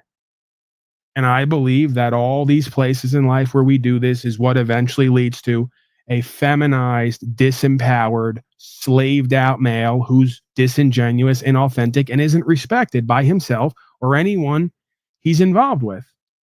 Because whether you lie about it and compartmentalize it or not, they know, the women know, your children know, they're going to know at some point, right? So why hide, right? I guess this is all one big, this might be the Luciferian satanic aspect of me. This is one big pride, I guess, revelation, right? Like we're here, we're queer, get used to it. Come out in the open and own it. Get out of the closet with the different aspects of yourself that you're worried people are going to hate you for or judge you for. So therefore you have to be enslaved in order to be accepted. And again, this is far from beginning or ending with our sexual proclivities, right? It's literally everywhere at all times, different forms. You could argue that same thing is the same thing that gets everybody up in the morning going to a job they can't stand to make not enough money fulfilling someone else's vision. Just from morning to night, from beginning to end, playing out this role, this act, this play that's not authentically who and what we are and what we're meant to be, because it's safer that way. It's more orderly and predictable. But is it honestly who and what we are, and is it what it's meant to be? You may come to find out societally, the reason why society and culture is failing and crashing is because you have this one man, one woman setup and dynamic. It's not going to lead to a successful, co-creative, prosperous civilization. A civilization where the women went with what their nature is and the men went with what their nature is would result in multiples of women selecting powerful, valuable men for genetic material to create the next generation of strong, empowered, inspired beings, right? So the only way we could do that is if we accepted who and what we are. The antithesis of that, the lack of acceptance for that, has created what you see now, a watered down gene pool of quote unquote beta males and females who neither side has accepted what they're programmed to be and lived into it completely to generate the result that's meant to be. Quite the opposite. They live into what culture and society and what their ethics supposedly purports to be the truth and the reality. So, yeah, scary as testing and challenging, as ungodly as it is, you might find that that would be a more prosperous, successful, empowered, inspiring society, where women only selected for the most powerful, inspiring, co-creative men who were standing on what's true and what's right, and then were allowed by the women to be chosen multiple times, to have multiple streams of progeny through one man with his genetics. And as we know, genetics are not static, they flip on and off. So it literally would be a man coming into his own, accepting what he was born to be, and then a woman reflecting that back by choosing him and honoring him and allowing him to lead, co-create, and choose, right? It's a back and forth dynamic that would totally change the game of man and woman and relationships. We don't have that. We have the opposite. We have the subconscious war between the sexes. Well, he better bring that money, honey. Pay the cost to be the boss. I'll never forget some obese black woman said to me one day in front of a woman I was dating, oh, he don't do this, that, and the third. He got to pay the cost to be the boss. And I had to put her up on game. You want a trick and a simp. See? You don't want pimping. Proper instruction motivates people. You don't want inspiration and empowerment and co-creation. You want a simp trick. And then the woman I was with had to put her up on game. If I got to be with a man who's got to pay the cost to be the boss, he ain't a man to begin with. Why would I want to fuck him? Why would I want to take his money? Oh, that's right, because you want to raise a whole generation of hoes. Technical hoes, right? Who literally fuck men based on what the men are going to give them as far as money and a lifestyle, not based on who they are and what they stand for. See? So be very careful, ladies out there and males, when you get this advice from these supposed older people who've lived it all, because they're completely distorted and they'll project that onto you. You know, you're obese, you're grotesque. I wouldn't want to touch you with a 10-foot pole, but you're going to tell this woman who's attractive that a man has to pay the cost to be the boss. So then I guess when he doesn't have any money left in his pocket, he ain't shit, right? The whole Negroes ain't shit movement, right? We know how that works. That's exactly what I mean. And they'll say it with a straight face and think they're talking about something. So again, more corporatism, more fascism, more statism and Satanism. Man is not powerful and valuable for who he is and what he does and what he stands for and doesn't do and doesn't stand for, right? His true power and value and walk in faith and reflection of God. Oh, he's not powerful and valuable for that. He's only powerful and valuable for what he can give you and do for you because you're a hoe. And that's how hoes think, right? See, a real woman, she'll stick it out with you to the end through anything and everything because of who you are and who she knows you're going to be and what you're about, right? She truly values you and I am that I am and the principles and values that come with that. See, a hoe is looking for a simp trick. They're looking for a come up, right? And they'll let you play the boss as long as you are the good simp trick, right? So that is the downfall of humanity. And guess what? That's the majority of convenience-based relationships with most inauthentic corporate males and females that I've experienced with. That woman don't really value that man for who and what he is. She values him for what he can do for her. And when he can't no more, she doesn't. And you don't think men know this subconsciously at their core, and they try to joke about it. They try to like go, well, that's only for the brokies to worry about, right? Yeah. Till something happens one day where you actually have to stand on something and everything falls apart because you can't trust this woman to walk the line of what's true and what's right with you. You know?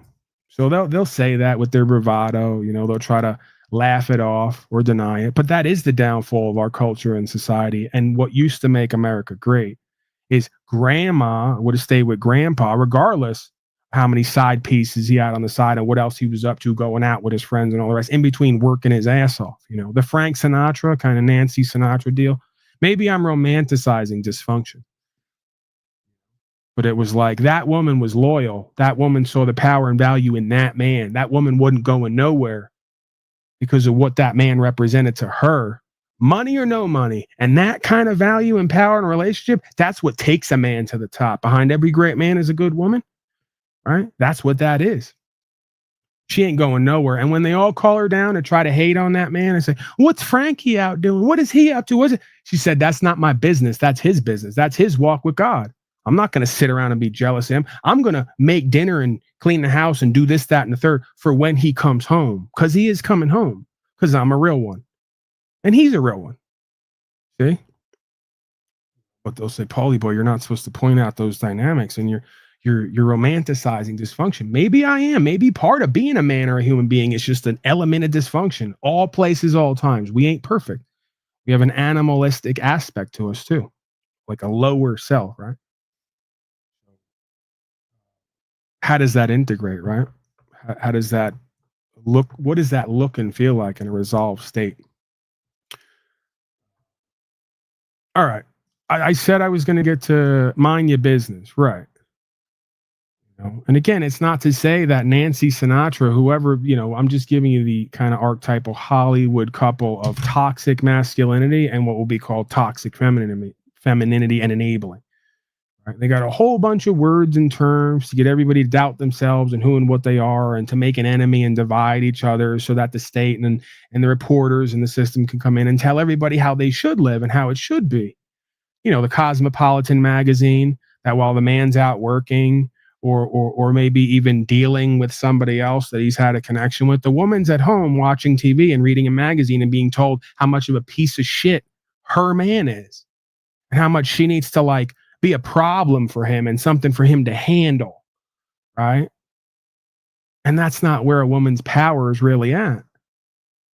And this is where we get back to that idea of submission.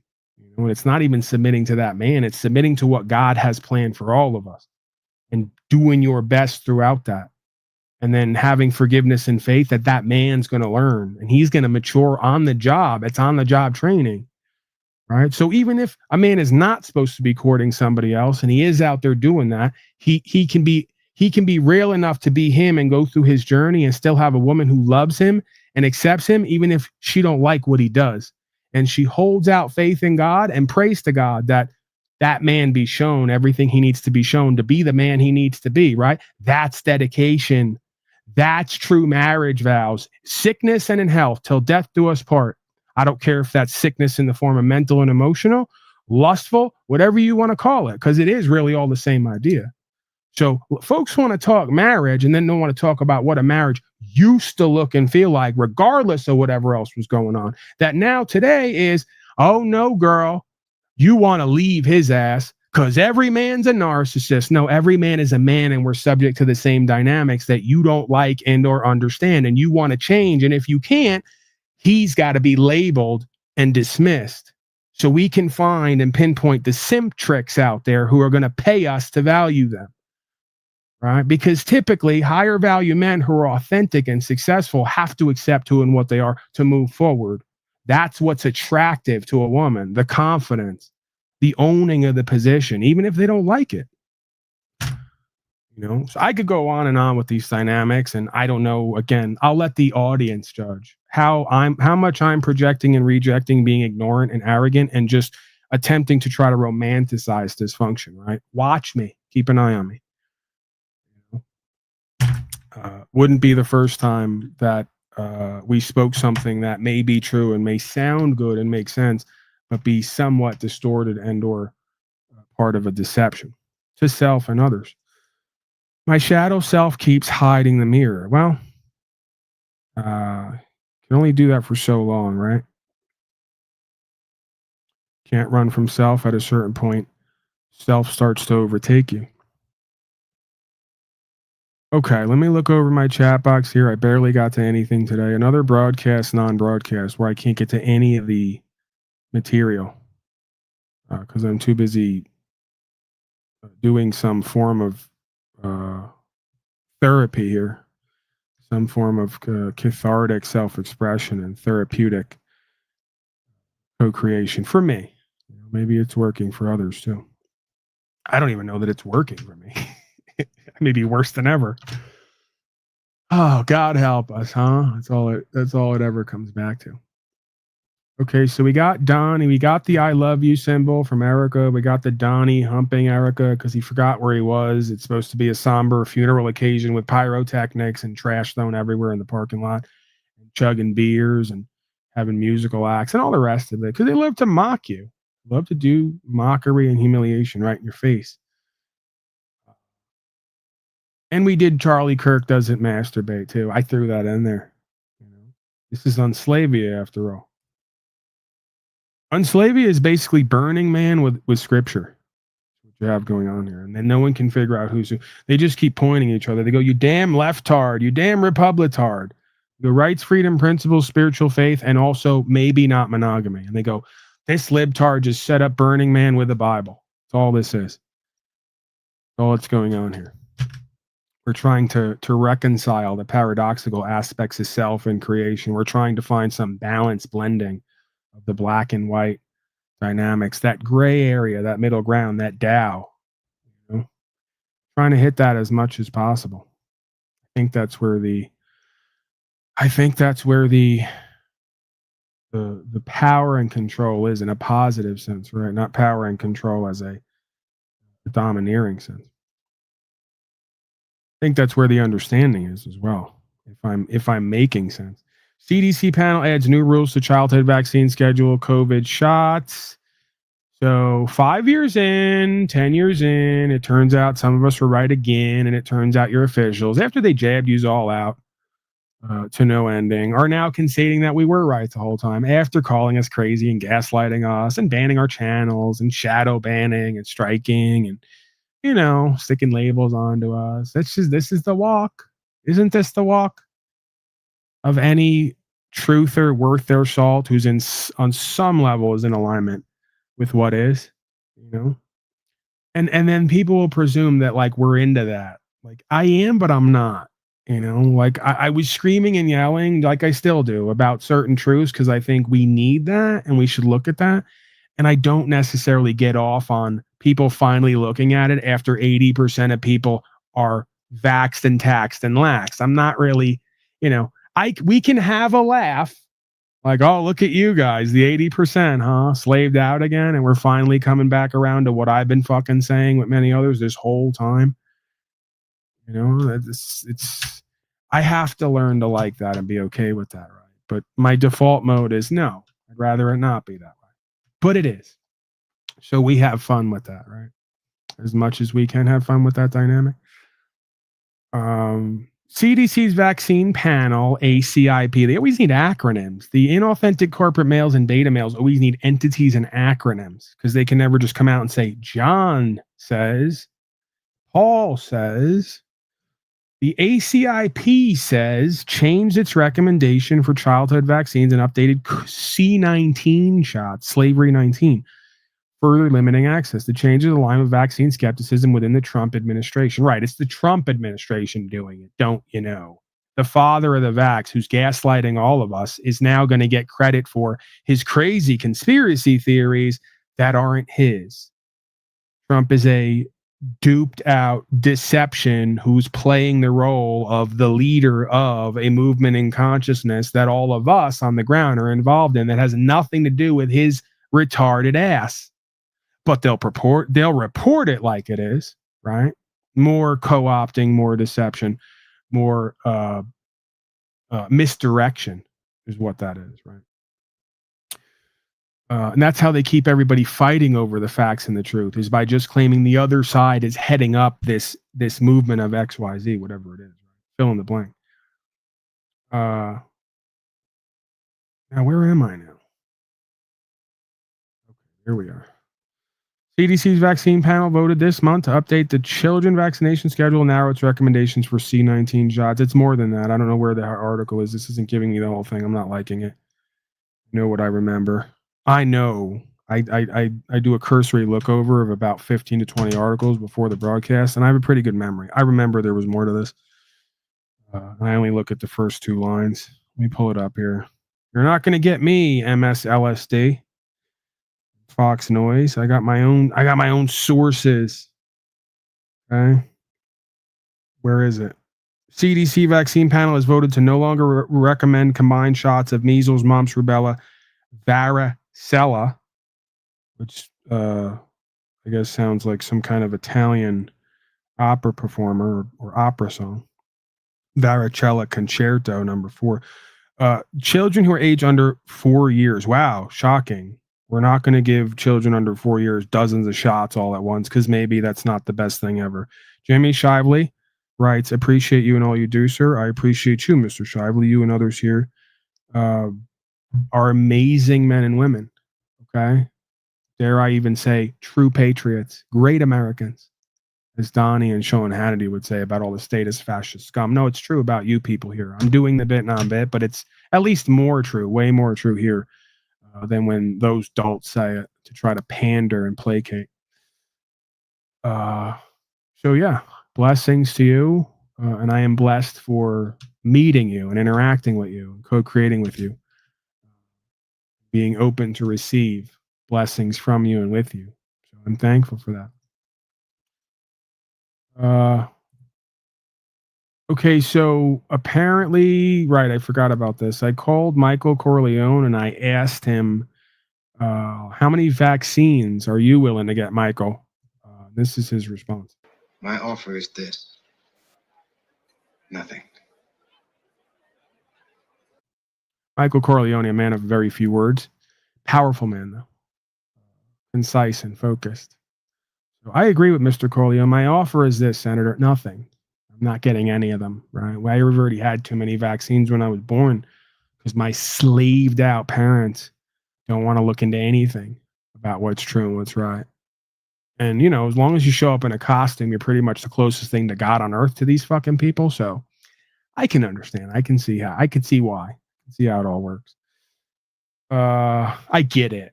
You know? House Representatives, what do we got? It's truly shameful, right?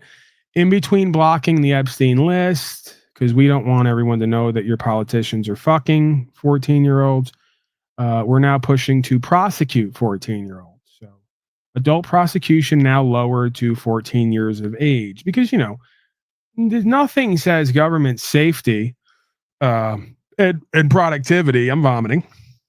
Nothing says safety and productivity like the U.S. corporation pushing to put people in private prisons at a younger and younger age, you know, so that they can profiteer off of statism and fascism. So that's good to see. It's good to see that this wave of false nationalism and patriotardism is really working.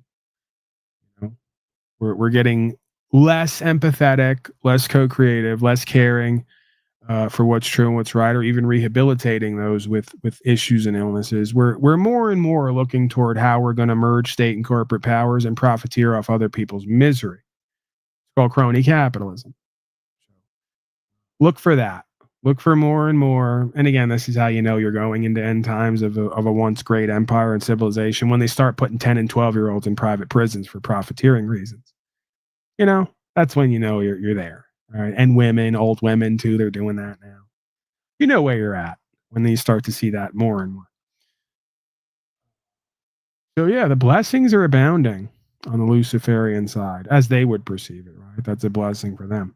U.S. House Representatives shook up the justice system on Tuesday, September 16, 2025, passing a controversial set of bills that pull Washington, D.C.'s youth laws back under federal control. At the heart of the fight is whether teenagers as young as 14 should face adult courts and sentences for violent crimes. Okay, we can start there, right? Isn't that always how it starts? For violence. And it'll go for everything, including spitting on the sidewalk, crossing, jaywalking, and not registering your feet, right?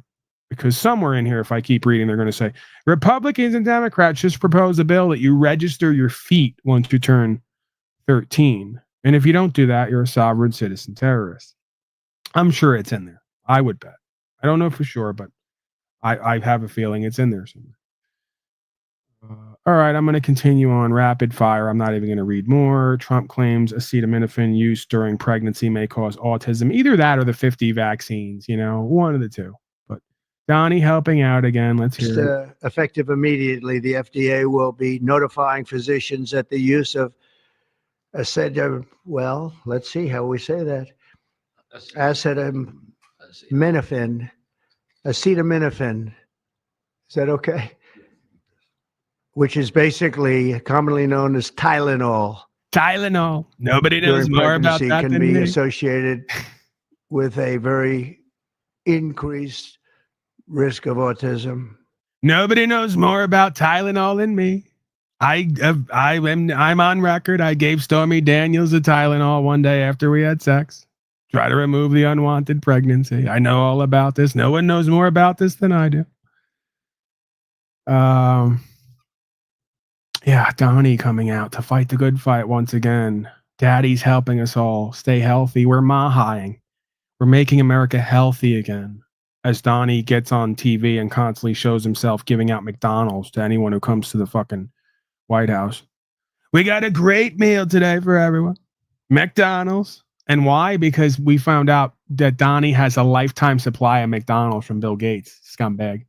So when you go meet him at the press functions, right, at the White House, he puts out free McDonald's for everyone because it doesn't cost him anything to get it. That's literally how low this life is. You have a billionaire who's giving you McDonald's simply because he gets it for free while saying make America healthy again. Okay? It's just layers and layers of ridiculousness. I love it. I can't get enough. Yeah. You know, God forbid Donnie spring for some red fucking robin once in a while. He's only got billions of dollars. No, let's cash in the favor from Bill Gates for the lifetime supply of free McDonald's. I was going to reveal that McDonald's is really just ground up Jew meat, but I don't want to go there because I think that'll really upset MAGA. Because it does. The sign says over 6 million served. Okay, let's refocus here. I think we're learning. I feel like we're learning.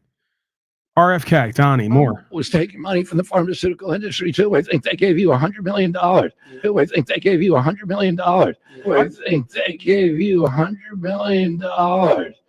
Shakes his head. Yeah, Donnie shakes his head when RFK points out that Donnie took $100 million from Pfizer and Moderna and others. Oops. But he didn't take his yearly $80,000 salary to be president because he loves us and cares about us. Nobody did take $100 million from Pfizer and Moderna. Push that warp speed on you because Donnie loves you.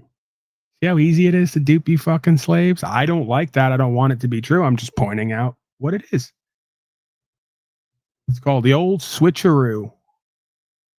You still haven't learned how that works. You make one move in front of everybody and make sure you tell everybody about it so they believe you, and then you fuck them on the back end. And then everyone goes, no way Donnie would do that. He gave up $80,000 for his presidential job and position. Yeah, to make $100 million on the back end through backroom deals, pushing poison on all of you and saying he's the daddy of it. He's the father of the vaccine. Oh, yes, he is. That's out of his own mouth. Till he's not, of course. So we just blow in the wind. We did Donnie Knows Everything already. We did that one. Where am I at here on time? Time check. Oh, we're right there. I could feel it. 3-hour mark. We'll do a little bit more. We'll go a little bit more and get the hell out of here. They're now coming out from Trump's cabinet, basically threatening everybody, saying they can disband or do away with federal courts at any time now, probably because folks are accessing federal court more than ever to get remedy and sue people on a local and state level who are doing fascism and corruption and statism under the guise of being subsidiaries of the United States corporation on a federal level.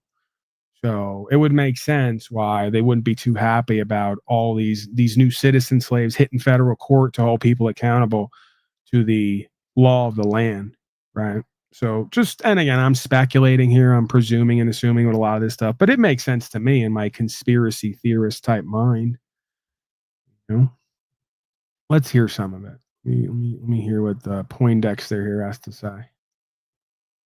Another effeminate male in a suit with a parted hair and glasses. We do have authority over the federal courts, as you know. We can eliminate an entire district court. We have power funding over the courts and all these other things. But desperate times call for desperate measures, and Congress is going to act. So stay tuned for that. Thank you. We do have authority over the federal courts, as you know. We can. All right. So where does this chain of title begin and end? Congressional citizenry, 11th through 14th Amendment, establishing of Congress for a United States corporation to then create subsidiary administrative courts to then have dual jurisdiction, private and public, or protected class and privileged class. Wow. Wonder how that all fits together and moves together. Well, if you've been here enough and you heard me talk about it and do the breakdown, you know how it fits together and works together. And again, I'm speculating. I can't prove any of that. Okay. We got a MAGA acolyte. Oh, we got Robert Steele. I'll get to that next time. Let's do what I presume to be a MAGA voter on the way out. You got the blue hair leftists who want to, if they don't want to fuck their own children, they want to kill them.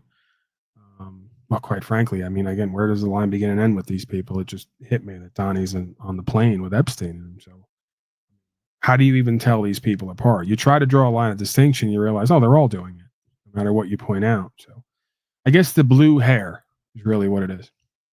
They want to do communism while the other side wants to do fascism. And guess what? It always looks the same, oddly enough. But yeah, if we're not mocking the blasphemy of the libtards on the left, we're pointing out, or taking some creative license with the republitards. So it doesn't officially say that, but I'm going to go ahead and guess that this is one of MAGA's chief representatives. I think this guy's actually part of Donnie's cabinet. So let's go to him, and then we're going to get out of here. Person, her name is Sexy Red. Pass at 150 miles an hour. A gift for you, though. Could you guess what the logo is? Cotton. If you could be any race other than white, what race would you be? I ain't coming back here. Black men and white men belong together. We offered you honest work. Black man, come home. Oh, this is Chuck from Tennessee. Chuck, yeah, what's going on, man? You want cotton now? Meaning? He's going to send Americans to die for Israel. Let them fight their own fucking war to steal the country. Would you rather somebody black or Jewish move next to you? Would you rather have someone pluck out your right eye or your left eye? We have a Nigerian fufu and a goose. Oh, God. Glorilla. No, I ain't touching that neither. Why? Looks like too much like you described. Gorilla. They need their own Jewish state as far away from mine as possible. Nigerian? Oh, hell no. Grease ain't even a side dish. It's the main ingredient. That's damn near pure axle grease. I don't look like I'm a local. I hope if they go shooting at you, they don't miss and hit me. Since our video dropped, everybody like you. You damn near black in a way. You mean I gotta commit a felony now? My good friend, how are you? First person, her name is Sexy Red. Pass at 150 miles an hour. I just realized, a gift for you, though. Even though I am a god of all media, in pure polyboy fashion, I completely fumbled the ball here. I completely fucked up the package. So we buried the lead, but we could get to it now. It was, of course, Charlie Kirk's Steelman neck. So we have here mainstream media now reporting, probably because so many people asked why a 30-06 at 200 yards didn't rip half of Charlie's neck out, let alone go through his neck and hit anyone behind him, or just go through it all. So they had an answer for us, and it is, quote, surgeon calls Charlie Kirk Man of Steel, reveals miracle factor that likely prevented more from being hurt. Man of Steel, Charlie Kirk, likely prevented others from getting dangerously hurt when he was shot because the bullet miraculously failed to exit his body. Thanks to his strong bones, his camp said. Surgeon who tried to save the mortally wounded Turning Point USA founder described it as an absolute miracle that the bullet, which hit the conservatives' icon's neck, did not pass through him or strike any of the dozens of people standing behind him. So we're expected to believe from Fox Noise, once again, and all the statist agents, that Charlie had a magical neck. And, the Republicards will sit around the tree, the pagan tree they put up to blaspheme and be misdirected and misguided to worship a different God than what they say they worship, whether they know it or not. They'll sit around the tree this Christmas, and they'll light up a fire, and they'll get their little toesies all nice and toasty, and they'll pour a glass of eggnog, and they will regale the children with tales of Charlie Kirk's Man of Steel super neck. Okay. And word is, my chief of staff came to me. They said, sir, we have to make the wall. We have to build a wall, and we have to make it out of Charlie Kirk's neck. This is the only logical thing to do. Strongest material known to man.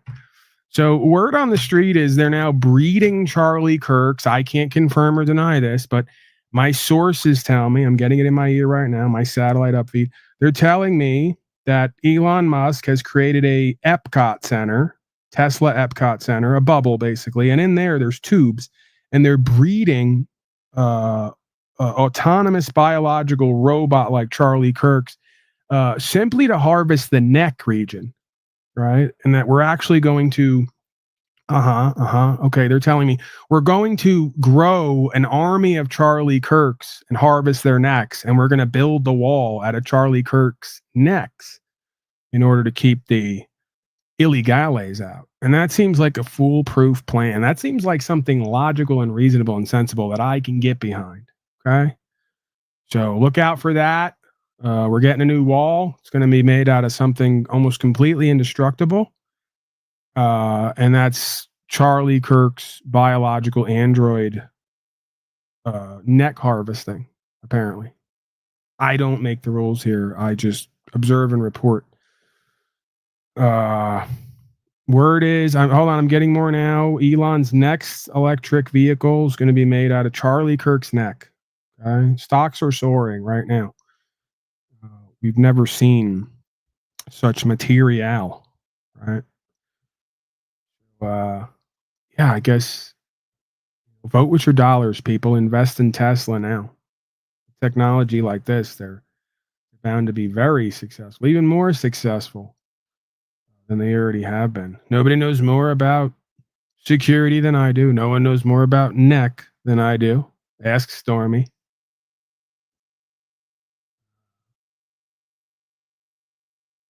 You thought you were choosing red or blue. We can get into this next time. Okay, a word from Mr. Carlin to remind us all potentially of why this whole thing is ridiculous. Israeli murderers are called commandos. Arab commandos are called terrorists. Contra killers are called freedom fighters. Well, if crime fighters fight crime and firefighters fight fire, what do freedom fighters fight? The CIA doesn't kill anybody anymore. They neutralize people. Or they depopulate the area. The government doesn't lie, it engages in disinformation. Smug, greedy, well-fed white people have invented a language to conceal their sins. It's as simple as that. Israeli murderers are called commandos. Arab. All right. My father and uncle growing up didn't like George Carlin because he would call out white people sometimes, and he would never, and I get it, because he would never really call out anyone else. I don't do that here. I call out the inauthentic corporate white males and everyone else at times.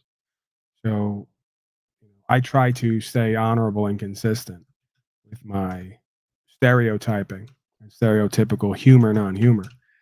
But he's not wrong. You know, he may have an agenda. He may be an agent. He may be hypocritical and one-sided, but he's not wrong completely in that clip. That's exactly what they're doing. All right, I think I'm going to leave it there. Final questions, comments, concerns.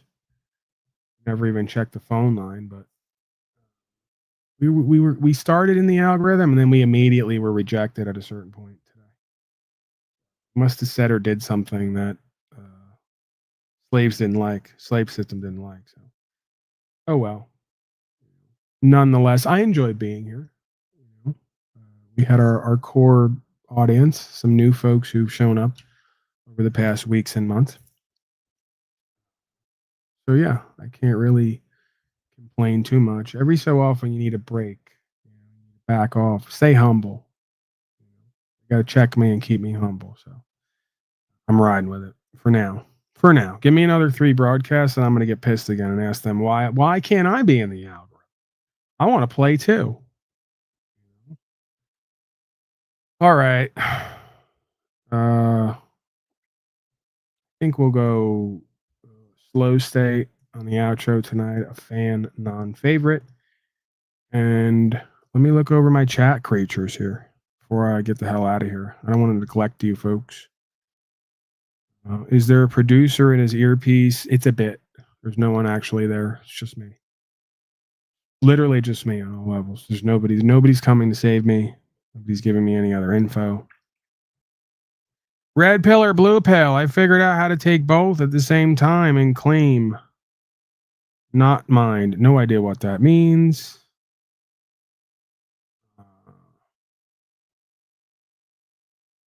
Thanks for another one, Paul. Killer Green says, show me, don't tell me, all right? Don't just give me lip service around here. There's links up there, contribute and support. If you're a brokey, as Andrew Taint says, live free.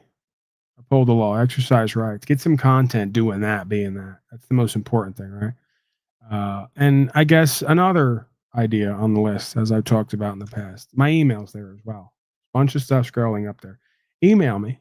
You know, if you got some content, you got some optics, as the snafu creature would say, go ahead and send them over. You know, create something, create a song, a video, a cartoon clip, you know, contribute, support in some way to the broadcast, man. What the hell is this?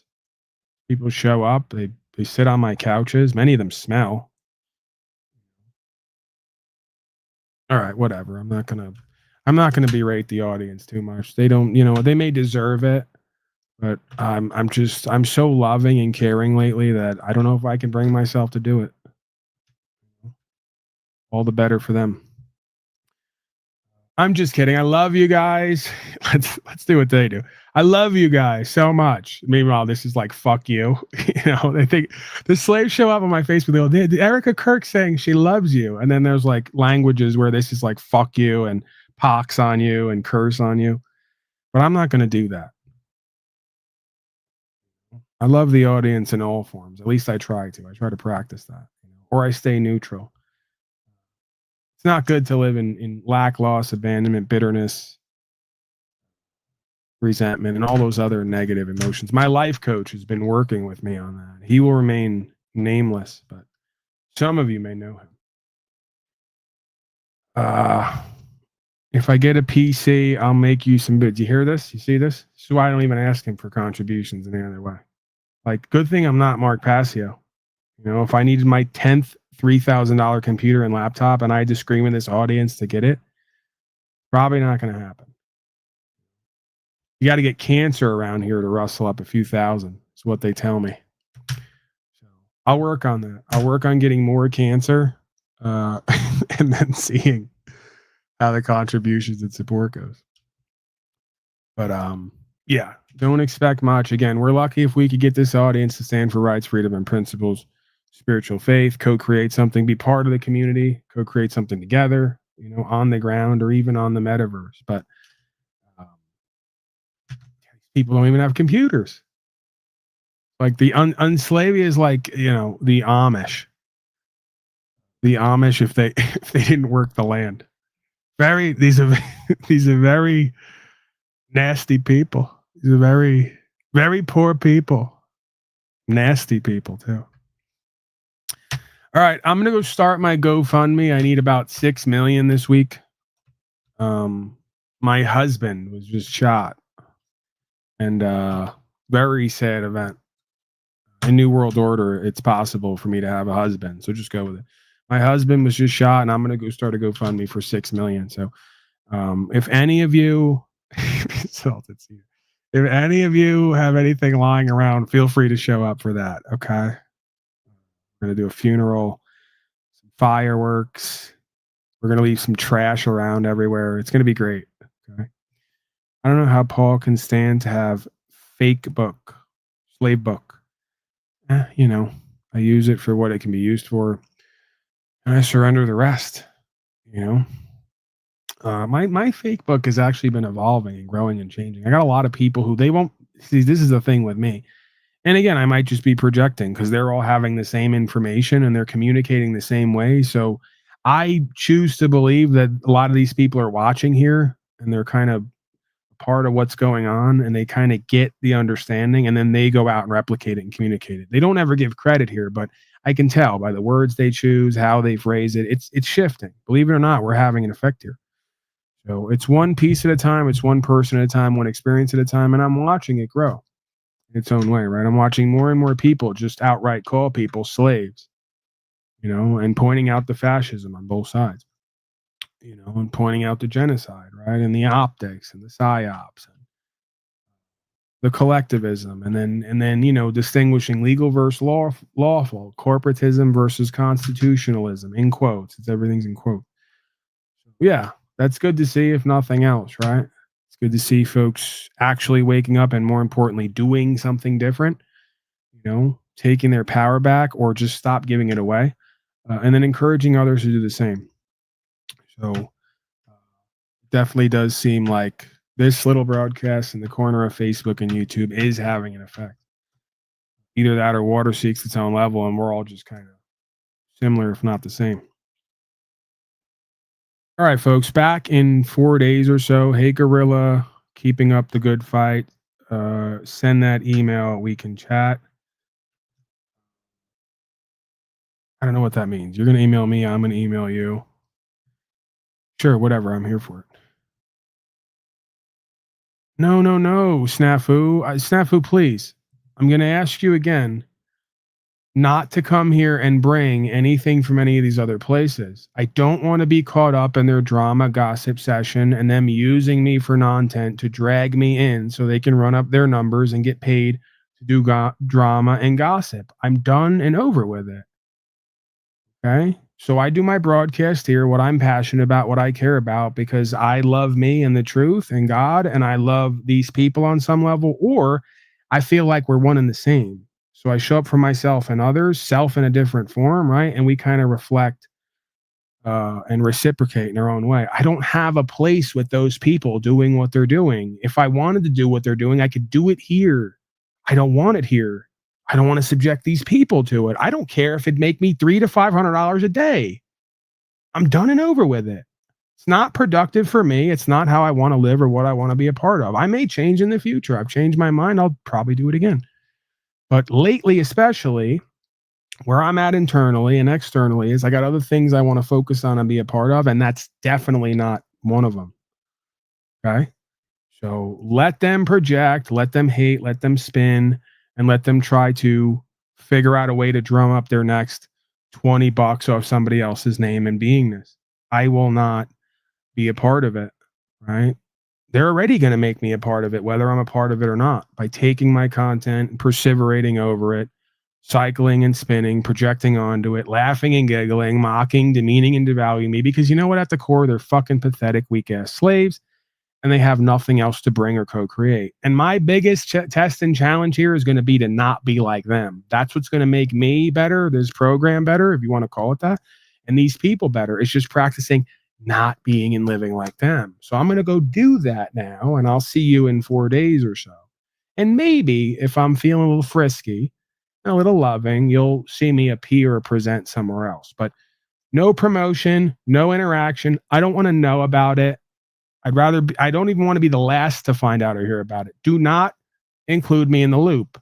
Whatever's talking about me and what I do, go over there and cycle and spin to your heart's content. Maybe you go over there and stand for what's true and what's right. And you can be in my stead, right? You can appear in my place.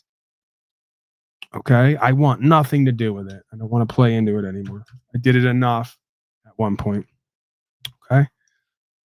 So I'm going to go look for land like I do every night, and I'm going to move forward. And I'm now in conversations with other people behind the scenes who may be working with me more and more to do what we need to do to put ourselves in position to live free and be prosperous and abundant. And that's that, right?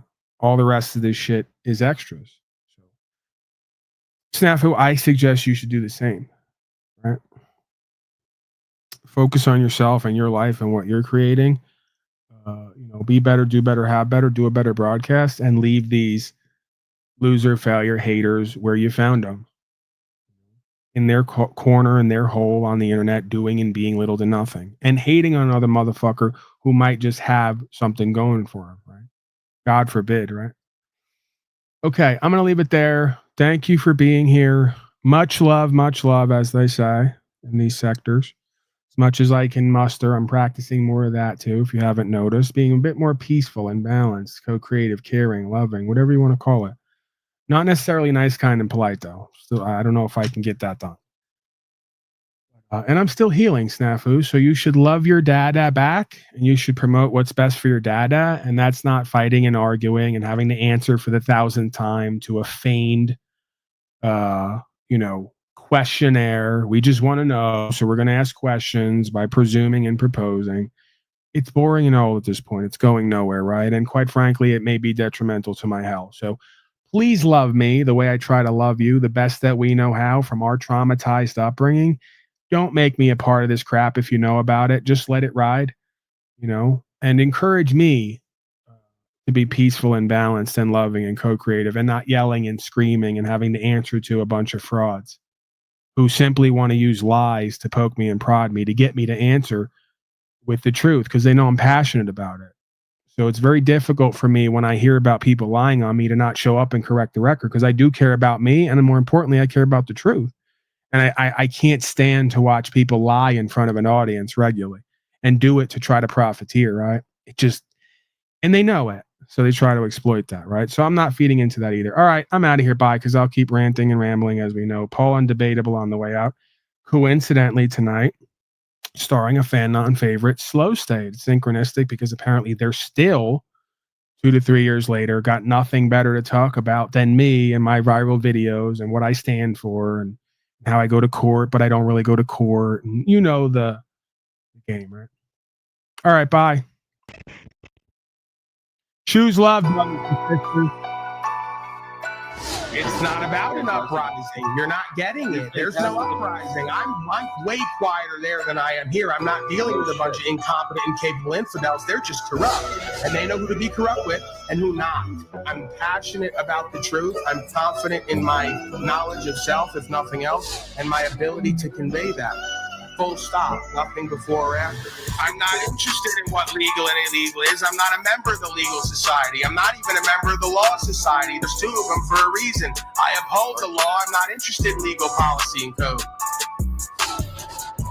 You don't know what you need to know about legal and lawful common law, and just by speaking, you get yourself wrapped up in their jurisdiction. The common law is still the foundational law of the land, and it's based on universal law, and it's codified in the contract you call the Constitution, and delineated into 2 jurisdictions, protected class and privileged class, private and public. That's all I need to know. I'm a very simple man. You swear in a Bible at court for a reason. That must mean the original law is within that Bible. So if you can interpret that original law properly and convey it properly with the proper countenance, you will be free from latches, vice, and bondage, as the word indicates. I'm not going to sit here undoing you from your worldly left brain, mind, and heart control because you don't understand the right brain intuitive concepts of life. You don't understand the metaphysical concepts of life. You don't understand the ideologies and philosophies that are the precepts of this system. I'll go back to the Tao before courts ever existed. A man's own thoughts unguarded are his own worst enemy until conquered. Then a man's own thoughts are his best friend, can help him more than even his own mother and father can. All you understand is worldly power, value, and systems. You don't understand the inherent hierarchical power and value systems that give way to everything that we see and experience here. You're lost, broken, confused, projecting onto me, and I'm having to be your daddy to explain how the universe and its laws work, and you're not even paying me, nor are you thanking me. You're hating on me while asking me to do it. It's bizarre. Yes, the words mean something, and the position means something, and the status means something, and you just don't get how it all comes together and how it works. I do, though. You don't. And that's where we're going to let it lie. You claim you do. I claim you don't. I'm laying out my understanding. You're not laying out yours beyond what they've told you. And we're going to let it lie there, and the people can make up their mind like they always do. You want me to lay mine out? I will. Sure, go ahead. I'm sure I've never heard it before. No, I can see. That's why it doesn't, nobody's helped by... I know how being a defendant is, and I know that there's a difference between law on the books that the guys with guns hold you to, and philosophy. You are accountable to them because if not, they'll just come with guns and get you. window. So the fact that you don't understand what that means, yet that is the window into how this all works, is really not my problem. I can't understand it for you. And for you to sit here, go ahead, waste our time, energy, attention telling me how you think it works based on what you see, when we already know you're the type of person who looks and does not see. There's an etymological sound understanding that is spoken about. The origination is common law, because all of law and philosophy is passed down orally, not the way you would want it to be, spoken, okay? And through that understanding, we get courts and codifications and legislation. So you might want to do another 5 years at least, another couple thousand hours of study on the origination of law and lore, how it all comes down through the matrix system that we experience on the lowest, most worldly, earthly level, and really put the pieces together about how this all came about.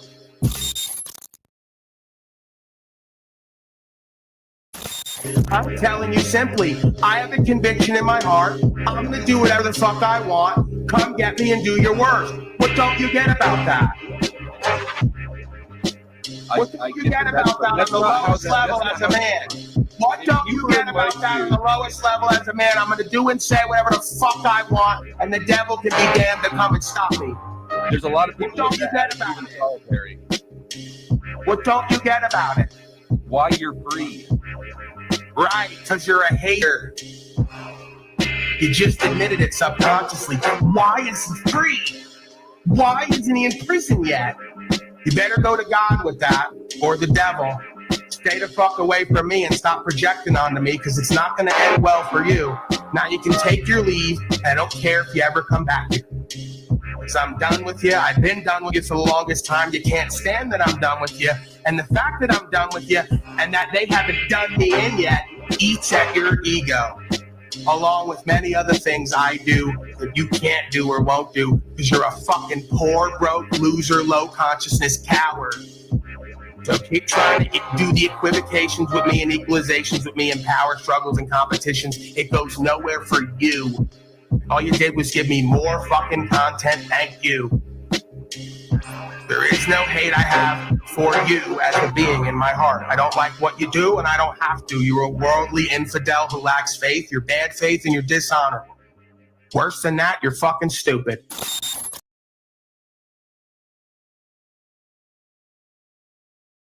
Zadoodle ba, shoo-a-ba-lay, skada-da-da-boom-ba-da-ba-ba-da-bed-da-doodle-lay. My dog is a soft seed, he don't take commands. He's a 4-part rebel wearing mud from the land. Don't work, don't guard, don't heed my call. He'll run in for dinner like he's chasing a ball. Zadoodle ba, shoo-a-ba-lay, skada-da-da-boom-ba-da-ba-ba-da-bed-da-doodle-lay. I gave him freedom cause I hated the chain. Now I'm mopping up mud again. Lazy posturing, a good boy till he's not. He reads the rules, then pisses on the spot. Comes when he's hungry, leaves when he's full. And all the pups copy like he's king of bad school. When I clap my hands, pups scatter and hide. But he just stares with dumb soft-sit pride. Head tilt, blank eyes like what I do. Bro, you tore up the yard and track mud on my shoe. My dog is a soft-sit, won't bend or break. He takes every privilege like where's my steak? He don't listen when I speak, but he knows what I say. Slips past my back like it's all play. I try to be fair, I try to be wise, and I know I'm the tyrant in his soft-sit eyes. Zadoodle Bob, shoo-a-blay, skada-da-da-boom-ba-da-ba-ba-da-bed-da-doodle-lay. First time he bred, I said no way he could. He slipped that gate like a ghost through wood. I saw myself, he tried to do it again. Look back at me with that wolfish grin. 5 pups later, they all got his flame. Second gen soft sits changing the game. Now she's pregnant again. Don't know how he scored. Bro figured out the round knob door. My dog is a soft sit. Don't build, don't plan. He don't pay rent and he choose what he can. His freedom he flies like a flag in a storm. The weight of its shadow ain't noble or warm. He don't take commands. He don't follow the rules.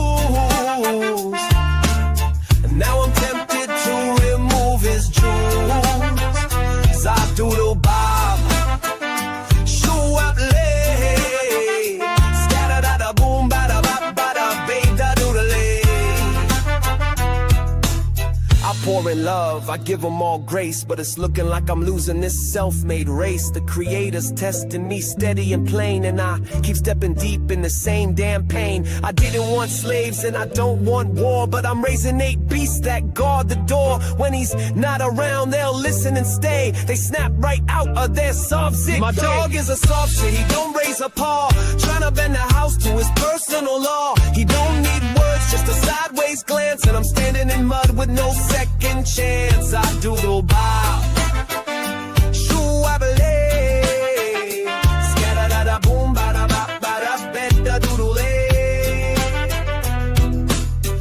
Freedom meant only for those who discern, or do beasts burn? Lessons I've yet to learn. I won't let them be sold to be poisoned and tamed. I gave them a home so they never know chains. Now I'm stuck guarding in their sovereign domain, but to lead them in peace must I wear that blame? My dog is a soft shit, I made him that way. Let him be free and I pay every day. He don't see the weight that I must bear while I fight off the world that don't even care. He made his choice, I'm still making mine. He's free by nature and I pay the fine. Zadoodle ba, shoo up lay, scatter da da boom ba da ba ba da bed da doodle lay, scatter da da boom ba da ba ba da bed da doodle lay.